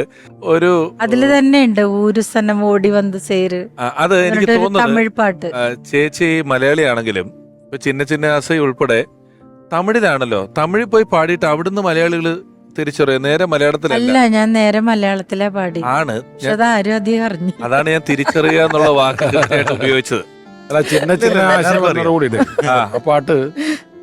ആ പാട്ട് ഉണ്ടാക്കിയ ഒരു അലകള് ഭയങ്കരമാണല്ലോ. അതെ. അപ്പൊ അതിന് മുമ്പ് പാടിയെങ്കിലും നമ്മൾ അറിയുന്നത് ഇതിലാണ്. മാത്രമല്ല ഇന്നത്തെ അത്രയും അറിയാൻ കാസറ്റിന്റെ കവറിൽ പേര് വരുന്നതിനപ്പുറം, അല്ലെ സിനിമയുടെ ടൈറ്റിൽ കാർഡിൽ പേര് വരുന്നതിനപ്പുറം, ആകാശവാണിയിൽ പേര് പറയുന്നതിനപ്പുറം നമുക്കൊരാളെ മുഖം കൊണ്ടോ ഒന്നും ഒരു പാട്ടുകാരനെയോ പാട്ടുകാരിയോ അറിയാനുള്ള വഴിയില്ലാത്തൊരു കാലഘട്ടമായിരുന്നത് കൊണ്ട് ഈ ചിന്ന ആസയിലാണ് നമ്മൾ അവിടെ പോയിട്ട് വന്നെന്ന് പറയുന്നത്. അപ്പൊ ഞാൻ മേലെപ്പറമ്പിലാണ് വീട് ഞാൻ പറയുന്നത്, അതില് പവിഴം തമിഴത്തിയ. അപ്പൊ അന്ന് നമ്മളെ സംബന്ധിച്ച് അന്ന് ഈ പാട്ട് പാടിയ ആളും തമിഴത്തെയാന്ന് വിചാരിച്ചിട്ടാണ് നമ്മൾ വെള്ളിത്തിങ്കൾ പൂങ്കിണ്ണൊക്കെ കേൾക്കുമ്പം അതിനൊരു പവിഴം എന്ന് പറയുന്ന ക്യാരക്ടറിന് ഒരു ഫീല് വരും നമുക്ക്. മലയാളിയാണ് പാടിയെങ്കിലും തമിഴത്തിയുടെ ഒരു ഫീലിലാണ് ഈ രണ്ട് പാട്ടുകളും നമ്മൾ കേട്ടിട്ടുള്ളത്. ഇപ്പോഴും ഞാൻ തമിഴത്തിയാണെന്ന് വിശ്വസിക്കുന്നവരുണ്ട്. ഉണ്ടല്ലേ? പക്ഷെ തമിഴല്ലേ കൂടുതൽ ഇത് തന്നിട്ടുള്ളത്. ആണ് ആണ് അതാണ് തമിഴാണ് കൂടുതൽ പാടിയതും തമിഴാണ്. ഒരു പാട്ടുകാരൻ, ഒരു ഗായകന്റെ കൂടെ സ്റ്റേറ്റ്മെന്റ് നമ്മൾ ഈ അവസരത്തിൽ കേൾക്കേണ്ടതായിട്ടുണ്ട്. അദ്ദേഹം വളരെ സീനിയർ ആയിട്ടുള്ള ഒരു പാട്ടുകാരനാണ്. ഒരുപാട് ഹിറ്റ് ഗാനങ്ങൾ നമുക്ക് സമ്മാനിച്ചിട്ടുള്ള ആളാണ്. കഴിഞ്ഞ കൊല്ലം പോലും പ്രേമലു എന്ന് പറയുന്ന സൂപ്പർ ഹിറ്റ് ചിത്രത്തിൽ ഒരു പാട്ട് പാടിയിട്ടുള്ള ആളാണ്. സ്നേഹപൂർവ്വം പ്രിയപ്പെട്ട മാർക്കോസ് ഏട്ടൻ. ജോൺസൺ മാഷിനെ പറ്റി പറയുമ്പോൾ ഞാൻ അദ്ദേഹത്തെ ആദ്യം കാണുന്നത് ശരിക്കും പറഞ്ഞാൽ ഗാനമേള രംഗത്ത് വർക്ക് ചെയ്യാനായിട്ട് ഇറങ്ങുന്ന ഒരു കാലഘട്ടത്തിലാണ്. പക്ഷെ അദ്ദേഹമായിട്ട് അന്ന് അധികം മിങ്കിൾ ചെയ്യാൻ പറ്റിയില്ല. കാരണം തൃശ്ശൂർ ആറ്റ്ലി എന്ന് പറഞ്ഞൊരു ഗിറ്റാറിസ്റ്റ് ഉണ്ടായിരുന്നു. അപ്പോൾ അദ്ദേഹത്തിൻ്റെ ഒരു ഓർക്കസ്ട്ര ജോൺസൺ മാഷ് ഉൾപ്പെടെ ഉള്ളവർ ചേർന്ന് ആണ് വർഷങ്ങൾക്ക് മുമ്പ് അത് വോയിസ് ഓഫ് തൃശ്ശൂർ എന്നാണെന്നാണ് എൻ്റെ ഓർമ്മ ആരംഭിച്ചത്. അപ്പോൾ അന്ന് ഒരു ഫംഗ്ഷന് പാടാൻ ചെല്ലുമ്പോഴാണ് അദ്ദേഹത്തെ ഒന്ന് കണ്ട് പോയത്. പക്ഷെ അന്ന് കൂടുതലായിട്ടൊന്നും പരിചയപ്പെടാനിട വന്നില്ല. പിന്നീട് കേൾക്കാത്ത ശബ്ദം എന്ന ബാലചന്ദ്ര മേനോൻ്റെ ചിത്രത്തിന് വേണ്ടി ഓഡിഷന് ചെന്നപ്പോഴാണ് ശരിക്കും ഞാൻ അദ്ദേഹത്തെ കാര്യമായിട്ട് പരിചയപ്പെട്ടത്. അപ്പോൾ അത് മദ്രാസ് തരങ്ങണി വെച്ചിട്ടായിരുന്നു. എനിക്ക് സെഞ്ച്വറി ഫിലിംസ് ആണ് അത് പ്രൊഡ്യൂസ് ചെയ്തത്. അപ്പോൾ സെഞ്ച്വറി ഫിലിംസിൻ്റെ ഓഫീസിൽ നിന്നുള്ള ഒരു വിളിയുടെ പുറത്ത് ഞാൻ മദ്രാസിൽ തരങ്ങണി സ്റ്റുഡിയോയിൽ ചെല്ലുന്നു. അവിടെ വെച്ചിട്ടാണ് മാഷിനെ ഞാൻ ആദ്യമായിട്ട് കാണുന്നത്. വോയിസ് മാഷിന് ഇഷ്ടപ്പെട്ടു. എന്തായാലും താൻ ഈ സിനിമയിൽ പാടുന്നുണ്ട് എന്ന് പറഞ്ഞ് അങ്ങനെയാണ് എൻ്റെ ആദ്യത്തെ ചലച്ചിത്രമായ കേൾക്കാത്ത ശബ്ദം എന്ന ചിത്രത്തിലെ കന്നിപ്പൂമാനം എന്ന ഗാനം ഞാൻ പാടാനിടയാകുന്നത്. എന്നെ കണ്ടെത്തി എന്നെ സിനിമയിൽ അവതരിപ്പിച്ചത് ജോൺസൺ മാഷാണ് എന്നുള്ളത് ഇനിയും മാറ്റി പറയാൻ പറ്റത്തില്ലല്ലോ. അപ്പോൾ അദ്ദേഹമാണ് എന്നെ കണ്ടെത്തിയത്. ഒരുപാട് പേര് സംഗീതം ചെയ്യുന്നുണ്ട്. പക്ഷെ സംഗീതം നന്നായിട്ട് കൈകാര്യം ചെയ്യുന്ന, അതായത് വോക്കൽ ആയിട്ടും ഉപകരണങ്ങളായിട്ടും അതേപോലെ ഈ കോഡ്സ് സെറ്റ് ചെയ്യുന്നതിൻ്റെ കാര്യത്തിലായാലും ഓർക്കസ്ട്രേഷൻ്റെ ബീജി ഉണ്ടാക്കുന്ന കാര്യത്തിലായാലും റീ റെക്കോർഡിങ്ങിൻ്റെ കാര്യത്തിലായാലും എല്ലാം മാഷ് വളരെ സ്പോണ്ടേനിയസ് ആയിട്ടുള്ള ഓരോ തീരുമാനങ്ങളും പെട്ടെന്ന് അദ്ദേഹം കമ്പോസ് ചെയ്യുമായിരുന്നു. അപ്പോൾ അതെല്ലാം ആണ് ഒരു യഥാർത്ഥ മ്യൂസീഷ്യൻ എന്ന് പറയാനുള്ള, അദ്ദേഹത്തെ മാസ്റ്റർ എന്ന് വിളിക്കാനുള്ള ഒരു കാരണമെന്ന് ഞാൻ കരുതുന്നു. ഒരുപാട് പാട്ടുകാരെ കണ്ടെത്തുകയും കൊണ്ടുവരികയും ആലപിക്കുകയൊക്കെ ചെയ്തിട്ടുള്ള ഒരാളാണ് ജോൺസൺ മാഷ്. നമുക്ക് ജോസി ചേട്ടൻ്റെ ഒരു പ്രകടനം കൂടെ തൽക്കാലം ഒന്ന് കാണാം. ജോൺസൺ മാഷെ കുറിച്ച് പറയുമ്പോൾ നമ്മൾ എപ്പോഴും ആദ്യം പറയുന്ന പാട്ടുകളിലൊന്നാണ് കണ്ണീർ പൂവിന്റെ കവിളിൽ തലോടി എന്നുള്ള പാട്ട്. അതൊന്ന് കേൾക്കാൻ ചോദിച്ചേട്ടാ.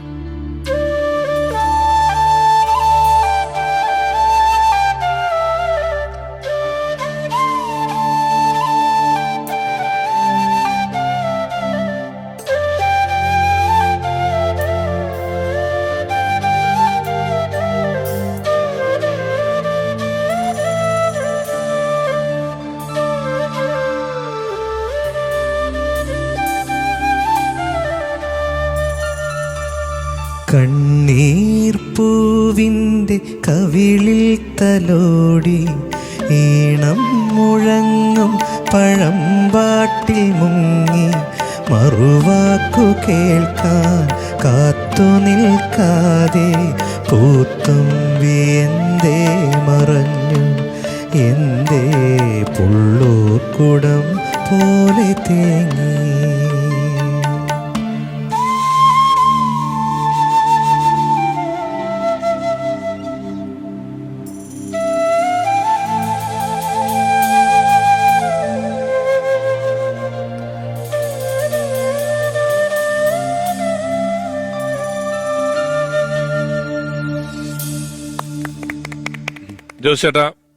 ജോസേട്ടൻ റെക്കോർഡിങ്ങുകളുടെയൊക്കെ വലിയ തിരക്കുകളിൽ നിന്നാണ് എന്നറിയാം. ഓർമ്മയിലെന്നും എന്ന ഈ പരിപാടിയുടെ ക്ഷണം സ്വീകരിച്ച് വന്നതിൽ ഒരുപാട് സന്തോഷം, നന്ദി അറിയിക്കുന്നു.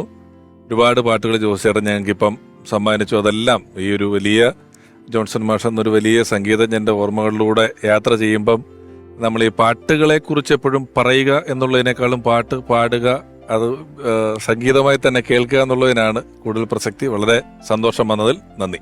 Thank you so much. എനിക്കിതിനകത്ത് വന്നതിൽ ഒരുപാട് സന്തോഷമുണ്ട്. കാരണം എനിക്ക് ഏറ്റവും ഹൃദയത്തോട് ചേർത്ത് വെച്ച ഒരു ആൾക്കാരിൽ ഏറ്റവും പ്രധാനപ്പെട്ട ഒരാളാണ് ജോൺസൺ മാഷ്. കാരണം ഞാൻ ഈ മരിക്കുന്നതിന് 1 മാസം മുമ്പ് വരെ ഞങ്ങൾ തമ്മിൽ സംസാരിച്ച് ചില കാര്യങ്ങൾ എപ്പോഴും നമുക്ക് മറക്കാൻ വയ്യാത്ത ഒരുപാട് മെമ്മറികൾ, ഒരുപാട് കാര്യങ്ങൾ നമുക്ക് തന്ന ഒരു മാസ്റ്ററാണ്. അപ്പം ആ ആത്മാവിന് മുമ്പിൽ പ്രണമിക്കുന്നു. Thank you so much. ഓർമ്മയിലെന്നും ജോൺസൺ മാസ്റ്റർ എന്ന ഈ പരമ്പരയിൽ ഇനി ഒരാൾ കൂടി വരികയാണ്. ഒരുപക്ഷെ നമ്മൾ ആരും അദ്ദേഹത്തെ അറിഞ്ഞതിനും അപ്പുറം ജോൺസൺ മാസ്റ്ററെ അറിയാവുന്ന ഒരാൾ, ജോൺസൺ മാസ്റ്ററുടെ പ്രിയപ്പെട്ട പത്നി റാണി ആൻറ്റി. ഞാൻ കൂട്ടിക്കൊണ്ടുവരാം.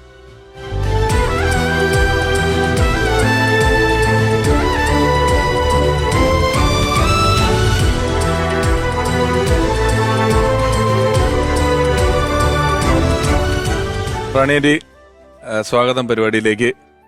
ഞങ്ങൾ കഴിഞ്ഞ കുറേ അധികം സമയം 28 സിനിമകൾ ജോൺസൺ മാഷോടൊപ്പം ചെയ്ത സത്യൻ സാർ, അദ്ദേഹത്തിൻ്റെ ഓർമ്മകൾ ഞങ്ങൾക്ക് കേട്ടുള്ള പരിചയമാണ്, പാട്ടിലൂടെയും സിനിമയിലൂടെയൊക്കെ. ഒരുപക്ഷെ ഇതിനൊക്കെ അപ്പുറമുള്ള ഒരു ജോൺസൺ മാഷെ കണ്ടിട്ടുള്ള ആളാണ് റാണി ആൻറ്റി എന്ന് പറയുന്നത്. വീട്ടിൽ അദ്ദേഹം സംഗീതത്തിന് എന്തുമാത്രം കൊണ്ടുവരുമായിരുന്നു വീട്ടിലേക്ക്, വ്യക്തി ജീവിതത്തിലേക്ക്? വീട്ടിലേക്ക് അങ്ങനെ എപ്പോഴും പാടിക്കൊണ്ടൊന്നും നടക്കൂല. റെക്കോർഡിങ് കഴിഞ്ഞ് വന്നാൽ കുറേ നേരം ഇട്ട പാട്ട് എന്നെ ഫസ്റ്റ് കേൾപ്പിക്കണത്. കാറിലേക്ക് വിളിച്ചിട്ട് തന്നെ അവിടെ ഇരുന്ന് പാട്ട് കുറേ പ്രാവശ്യം കേട്ട് മതിയാവോളം കേട്ടിട്ടാ പിന്നെ വീട്ടിലേക്ക് കയറി വരുവുള്ളായിരുന്നു. അത് ഞങ്ങളൊക്കെ കേട്ട പല പാട്ടുകളും ആദ്യം കേട്ടിട്ടുള്ളത് അപ്പൊ റാണി ആൻറ്റി ആയിരിക്കുമല്ലോ. അതെ അതെ അല്ലേ? അതെ. ആദ്യമൊക്കെ പിന്നെ സ്റ്റുഡിയോയിൽ പോകുമ്പോ റെക്കോർഡിങ്ങിന് പോകുമ്പോ എന്നെ കൊണ്ടുപോകുമായിരുന്നു. പിന്നെ കുഞ്ഞുങ്ങളായി കഴിഞ്ഞപ്പോ ഞാൻ പോകില്ല, എന്നാലും വന്നു കഴിഞ്ഞാൽ ആദ്യം കേൾപ്പിച്ചിട്ട്. അർജുന മാഷാണ് വിവാഹത്തിന്റെ ആണോ? അതെ അതെ. മാഷിന്റെ മോളും ഞാനും കൂട്ടായിരുന്നു, ഞങ്ങൾ ഫ്രണ്ട്സ് ആയിരുന്നു. അപ്പൊ മാഷ് ഇങ്ങനെ വീട്ടിൽ പറഞ്ഞപ്പോഴാണ് ഈ കല്യാണാലോചന ഉണ്ടായത്. എന്നിട്ട് മാഷ് കല്യാണം ആലോചിച്ച് കഴിഞ്ഞിട്ട് ചേട്ടൻ കാണാൻ വന്നപ്പോ അപ്പൊ പ്രേമഗീതങ്ങളുടെ ഫംഗ്ഷൻ എന്തോ കഴിഞ്ഞിട്ട് 100th ഡേ ഫംഗ്ഷൻ കഴിഞ്ഞിട്ട് വരികയായിരുന്നു.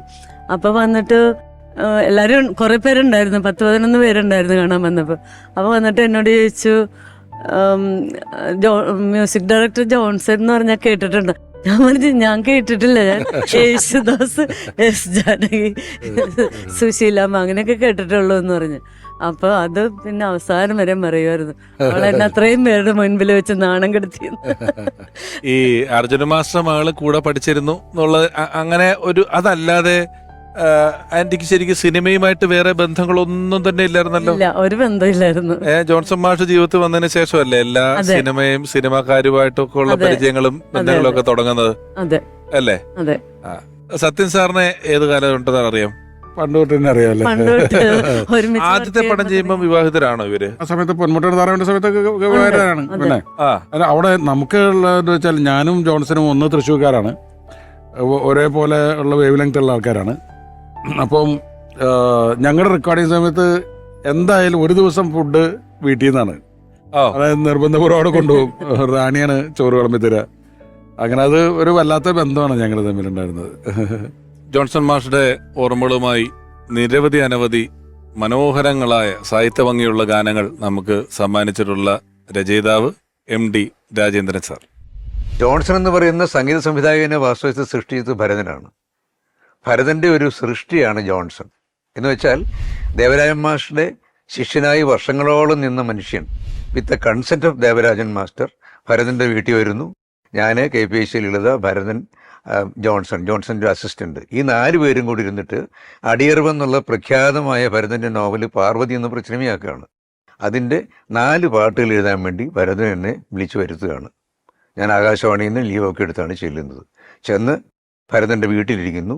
ജോൺസൺ വരുന്നു. അപ്പോൾ ജോൺസൺ വരുന്നത് ദേവരാജൻ മാസ്റ്ററുടെ അനുഗ്രഹം ഒക്കെ തേടിയിട്ടാണ് വരുന്നത്. അങ്ങനെ വന്ന് അവിടെ ഇരിക്കുന്നു. സുഖമായിട്ട് ഈ 4 പാട്ടുകൾ കമ്പോസ് ചെയ്യുന്നത് ഏറ്റവും രസമുള്ളത്, ഞാൻ വരി എഴുതി കൊടുക്കുന്നു. എഴുതി കൊടുത്ത വരികൾ അവിടെ വെച്ച് ട്യൂൺ ചെയ്യുകയാണ്. അപ്പോൾ ഭരതൻ ഇങ്ങനെ ഒരു നിഴല് പോലെ കൂടെയുണ്ട്, കാരണം പാട്ടിൻ്റെ കൂടെ. അപ്പോൾ ജോൺസനെ എങ്ങനെ എല്ലാ രീതിയിലും ഇൻസ്ട്രക്ട് ചെയ്തുകൊണ്ടിരിക്കുകയാണ് ഭരതൻ. അപ്പം അങ്ങനെ ഓരോ പാട്ടുകളും, ആദ്യത്തെ പാട്ടാണെങ്കിൽ നന്ദസുതാവര തവജൻ എന്നുള്ള ഹിറ്റ് പാട്ട് പാടിയത് വാണി ജയറാമാണ്. നന്ദസുതാവര തവജനനം വൃന്ദാവന ശുഭപുളീനം, അതാണ് ആ പാട്ട്. അപ്പോൾ ആ പാട്ട് വാസ്തവത്തിൽ ഏറ്റവും ഹൃദ്യമായ രീതിയിലുള്ള ട്യൂണ് അവിടെ വെച്ചുണ്ടാവുകയാണ്. മാത്രമല്ല ആ വരികളാണെങ്കിലും വരികളുടെ ഉള്ളിലേക്ക് കടന്നാണ് ഈ ട്യൂൺ വരുന്നത്. അത്ര ഗംഭീരമായിരുന്നു ആ പാട്ട്. ആ പാട്ടിൻ്റെ റെക്കോർഡിങ് വാണിജ്യമാണ് പാടിയത്. ഒരു ജനുവരി 1 തീയതിയാണ് ഈ പാട്ട് അവിടെ റെക്കോർഡ് ചെയ്യുന്നത് മദ്രാസിൽ. ന്യൂ ഇയർ ഡേ അന്നാണ് ചെയ്യുന്നത്. മദ്രാസിൽ മലയാള സിനിമയിലെ സമ്പന്നരായ എല്ലാ ഡയറക്ടേഴ്സും ഉണ്ട്. KG ജോർജ്, പത്മരാജൻ എന്ന് വേണ്ട ഭരതൻ്റെ എല്ലാ ഫ്രണ്ട്സും, പവിത്രൻ, ഇങ്ങനെ ഒരുപാട് പേര് റെക്കോർഡിങ്ങിന് അവിടെ വന്നിരുന്നു ഈ പാട്ട് കേൾക്കാൻ വേണ്ടി മാത്രം. അങ്ങനെ ജോൺസൺ ഒരു സംഗീത സംവിധായകനായി അവരോധിക്കപ്പെടുന്ന ആ ചടങ്ങിന് സാക്ഷ്യം വഹിക്കാൻ ഒരർത്ഥത്തിൽ മലയാള സിനിമ മുഴുവൻ ഉണ്ടായിരുന്നു. മാത്രമല്ല ജോൺസന്റെ അതിലെ ഓരോ പാട്ടുകളും ഒന്നിനൊന്ന് ഹിറ്റുമായിരുന്നു. കുറുനിരയോ മഴ മഴ മുകിൽ നിരയോ കൊനു കൊനു ചികുരമദനലാസ്യലഹരിയോ എന്ന് പറഞ്ഞിട്ട് ജയചന്ദ്രന് ഒരു പുതിയ ലിഫ്റ്റ് കിട്ടിയ പാട്ടാണ് അത്. അങ്ങനെ ഞാൻ വലതുകാല് വെച്ച് എന്ന് തന്നെ പറയാം, മലയാള സിനിമയിൽ വലതുകാല് വെച്ച് ഒരു ഹിറ്റ് റൈറ്ററായിട്ട് മാറുന്നത് വാസ്തവത്തിൽ because of Johnson and Bharathan. വിവാഹത്തിന് ശേഷമാണെന്ന് തോന്നുന്നു ആദ്യത്തെ സ്റ്റേറ്റ് അവാർഡ്. അതെ, ഓർമ്മയ്ക്കായി എന്ന് പറഞ്ഞ പടത്തില് ഭരതേട്ടന്റെ പടമായിരുന്നു. അതിനപ്പം സ്റ്റേറ്റ് അവാർഡ് കിട്ടിയത് ആദ്യം. അപ്പം എല്ലാരും പറയായിരുന്നു, ബാലേന്ദ്ര മേനോനാണ് ചേട്ടൻ്റെ അടുത്ത് നേരിട്ട് പറഞ്ഞു, പിന്നെ കുഞ്ഞുണ്ടായി കഴിഞ്ഞിട്ടാണെങ്കിൽ അത് കുഞ്ഞിന്റെ ഭാഗ്യം എന്ന് പറഞ്ഞാല് ഇപ്പൊ ഇത് റാണിയുടെ ഭാഗ്യം. ഒരു വൈകാരികമായ ഒരുപാട് മുഹൂർത്തങ്ങൾ ഉണ്ടായിട്ടുണ്ട്. ഇപ്പോൾ ജോൺസൺ ഒരിക്കലും ഒരു അപകടം പറ്റിയല്ലോ. ട്രെയിനിൽ നിന്ന് ജോൺസന്റെ ഒരു രാത്രി വീണുപോയി. അങ്ങനെ അതാണ് ആ നെറ്റിയിലെ കലയൊക്കെ. അപ്പോൾ ട്രെയിനിൽ നിന്ന് വീണ വിവരം മദ്രാസിലിരിക്കുന്ന റാണി അറിഞ്ഞാൽ ഉണ്ടാകാവുന്ന പ്രയാസങ്ങൾ അറിയാലോ. ഞാനാണെങ്കിൽ അവിടെ വന്ന് സിയാദ് കോക്കറിനൊക്കെ വിട്ട് ഹോസ്പിറ്റലിൽ അഡ്മിറ്റ് ചെയ്ത് കഴിഞ്ഞിരിക്കുന്നു. ഞാൻ അവിടെ നിന്ന് അന്തിക്കാടുന്ന് പോന്നിട്ടില്ല. വേവലാതിപ്പെട്ടിരിക്കുന്ന റാണി ഒരു ഇത്തിരി സമാധാനമായത് ജോൺസൺ പിന്നീട് എന്നോട് പറഞ്ഞിട്ടുള്ളതാണ്.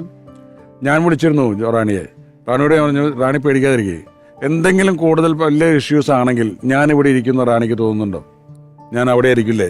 അത് പറഞ്ഞപ്പോഴാണ് ഓരോ ഇതാ പറയണ, അവിടെ പെട്ടി ഇവിടെ പെട്ടി എന്ന് പറഞ്ഞിട്ട് ആകെ ടെൻഷനായിരുന്നു. അതെ, അപ്പൊ ഞാൻ വിളിച്ചു പറഞ്ഞതാണ്, റാണി സമാധാനമായിരിക്കും, എന്തെങ്കിലും കൂടുതൽ ഇഷ്യൂസ് ഉണ്ടെങ്കിൽ ഞാൻ ഇവിടെ ഇരിക്കുമോ എന്ന് ചോദിച്ചത്. അപ്പോഴാണ് ഒന്ന് ശാന്തമായി എന്ന് ജോൺസൺ പറഞ്ഞിട്ടുണ്ട് പിന്നീട്.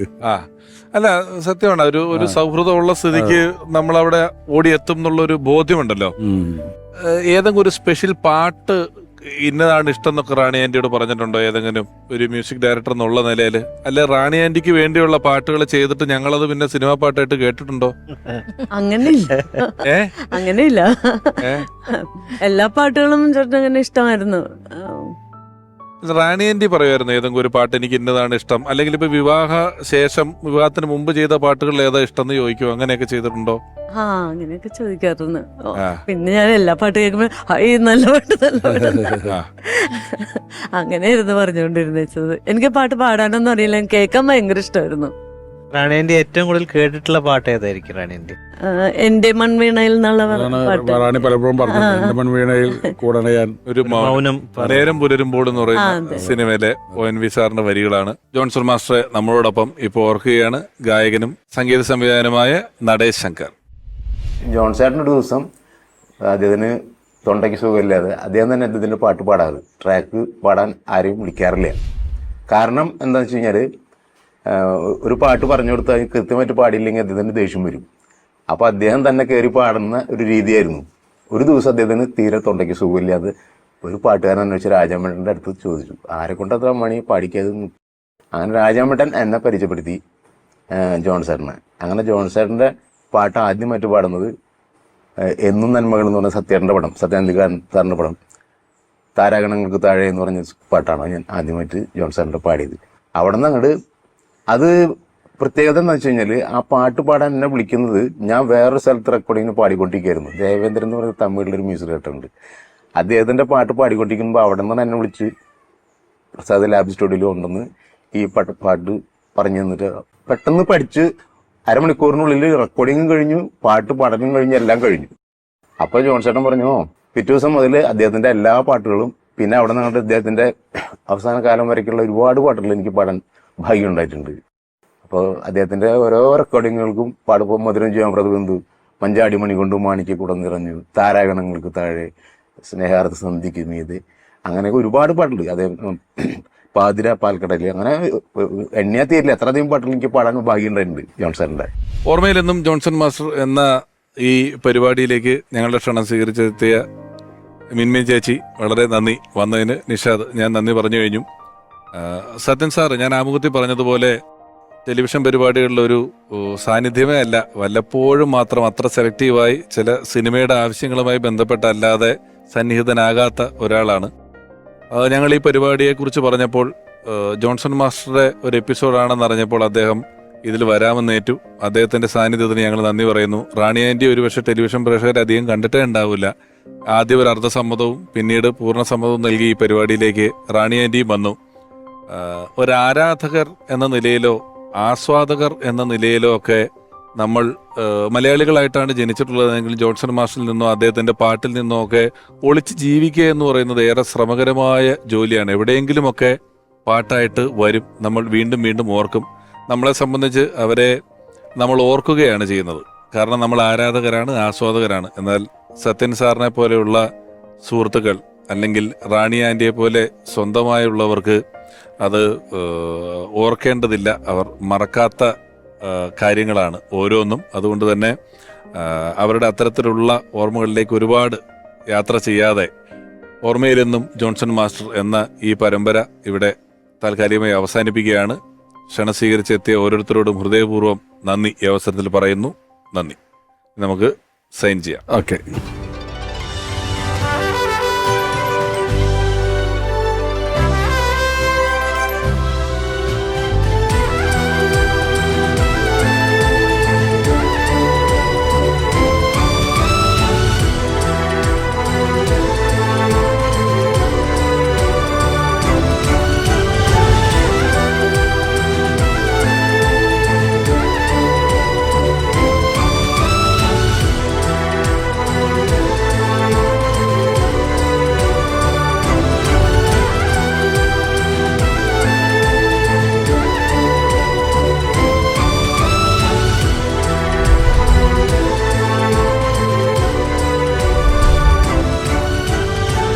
ഓർമ്മയിലെന്നും ജോൺസൺ മാസ്റ്റർ എന്ന പരമ്പര ഇവിടെ അവസാനിക്കുമ്പോൾ ജോൺസൺ മാസ്റ്ററുടെ പ്രിയ പത്നി റാണി ആൻറ്റിക്ക് ബഹുമാനപ്പെട്ട സത്തനന്തിക്കാട് സാർ അമൃത ടിവിയുടെ വകയായുള്ള ഉപഹാരം സമർപ്പിക്കുന്നു.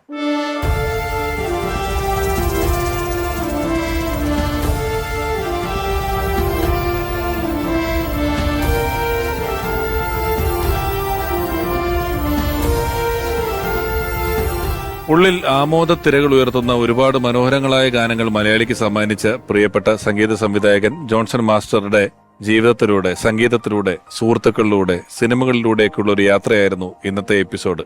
അതേ ഗാനത്തിന്റെ അടുത്ത വരിയിൽ പറയുന്ന ഒരു കൗതുകമുണർത്തുന്ന വാക്ക് മൗനം പാടുന്നു. മൗനമായി പാടുക എന്നത് അസാധ്യമാണ്. ജോൺസൺ മാസ്റ്ററെ ഓർക്കാതിരിക്കുക എന്ന് പറയുന്നത് മലയാളികളെ സംബന്ധിച്ച് എത്ര അസാധ്യമാണോ അത്രയും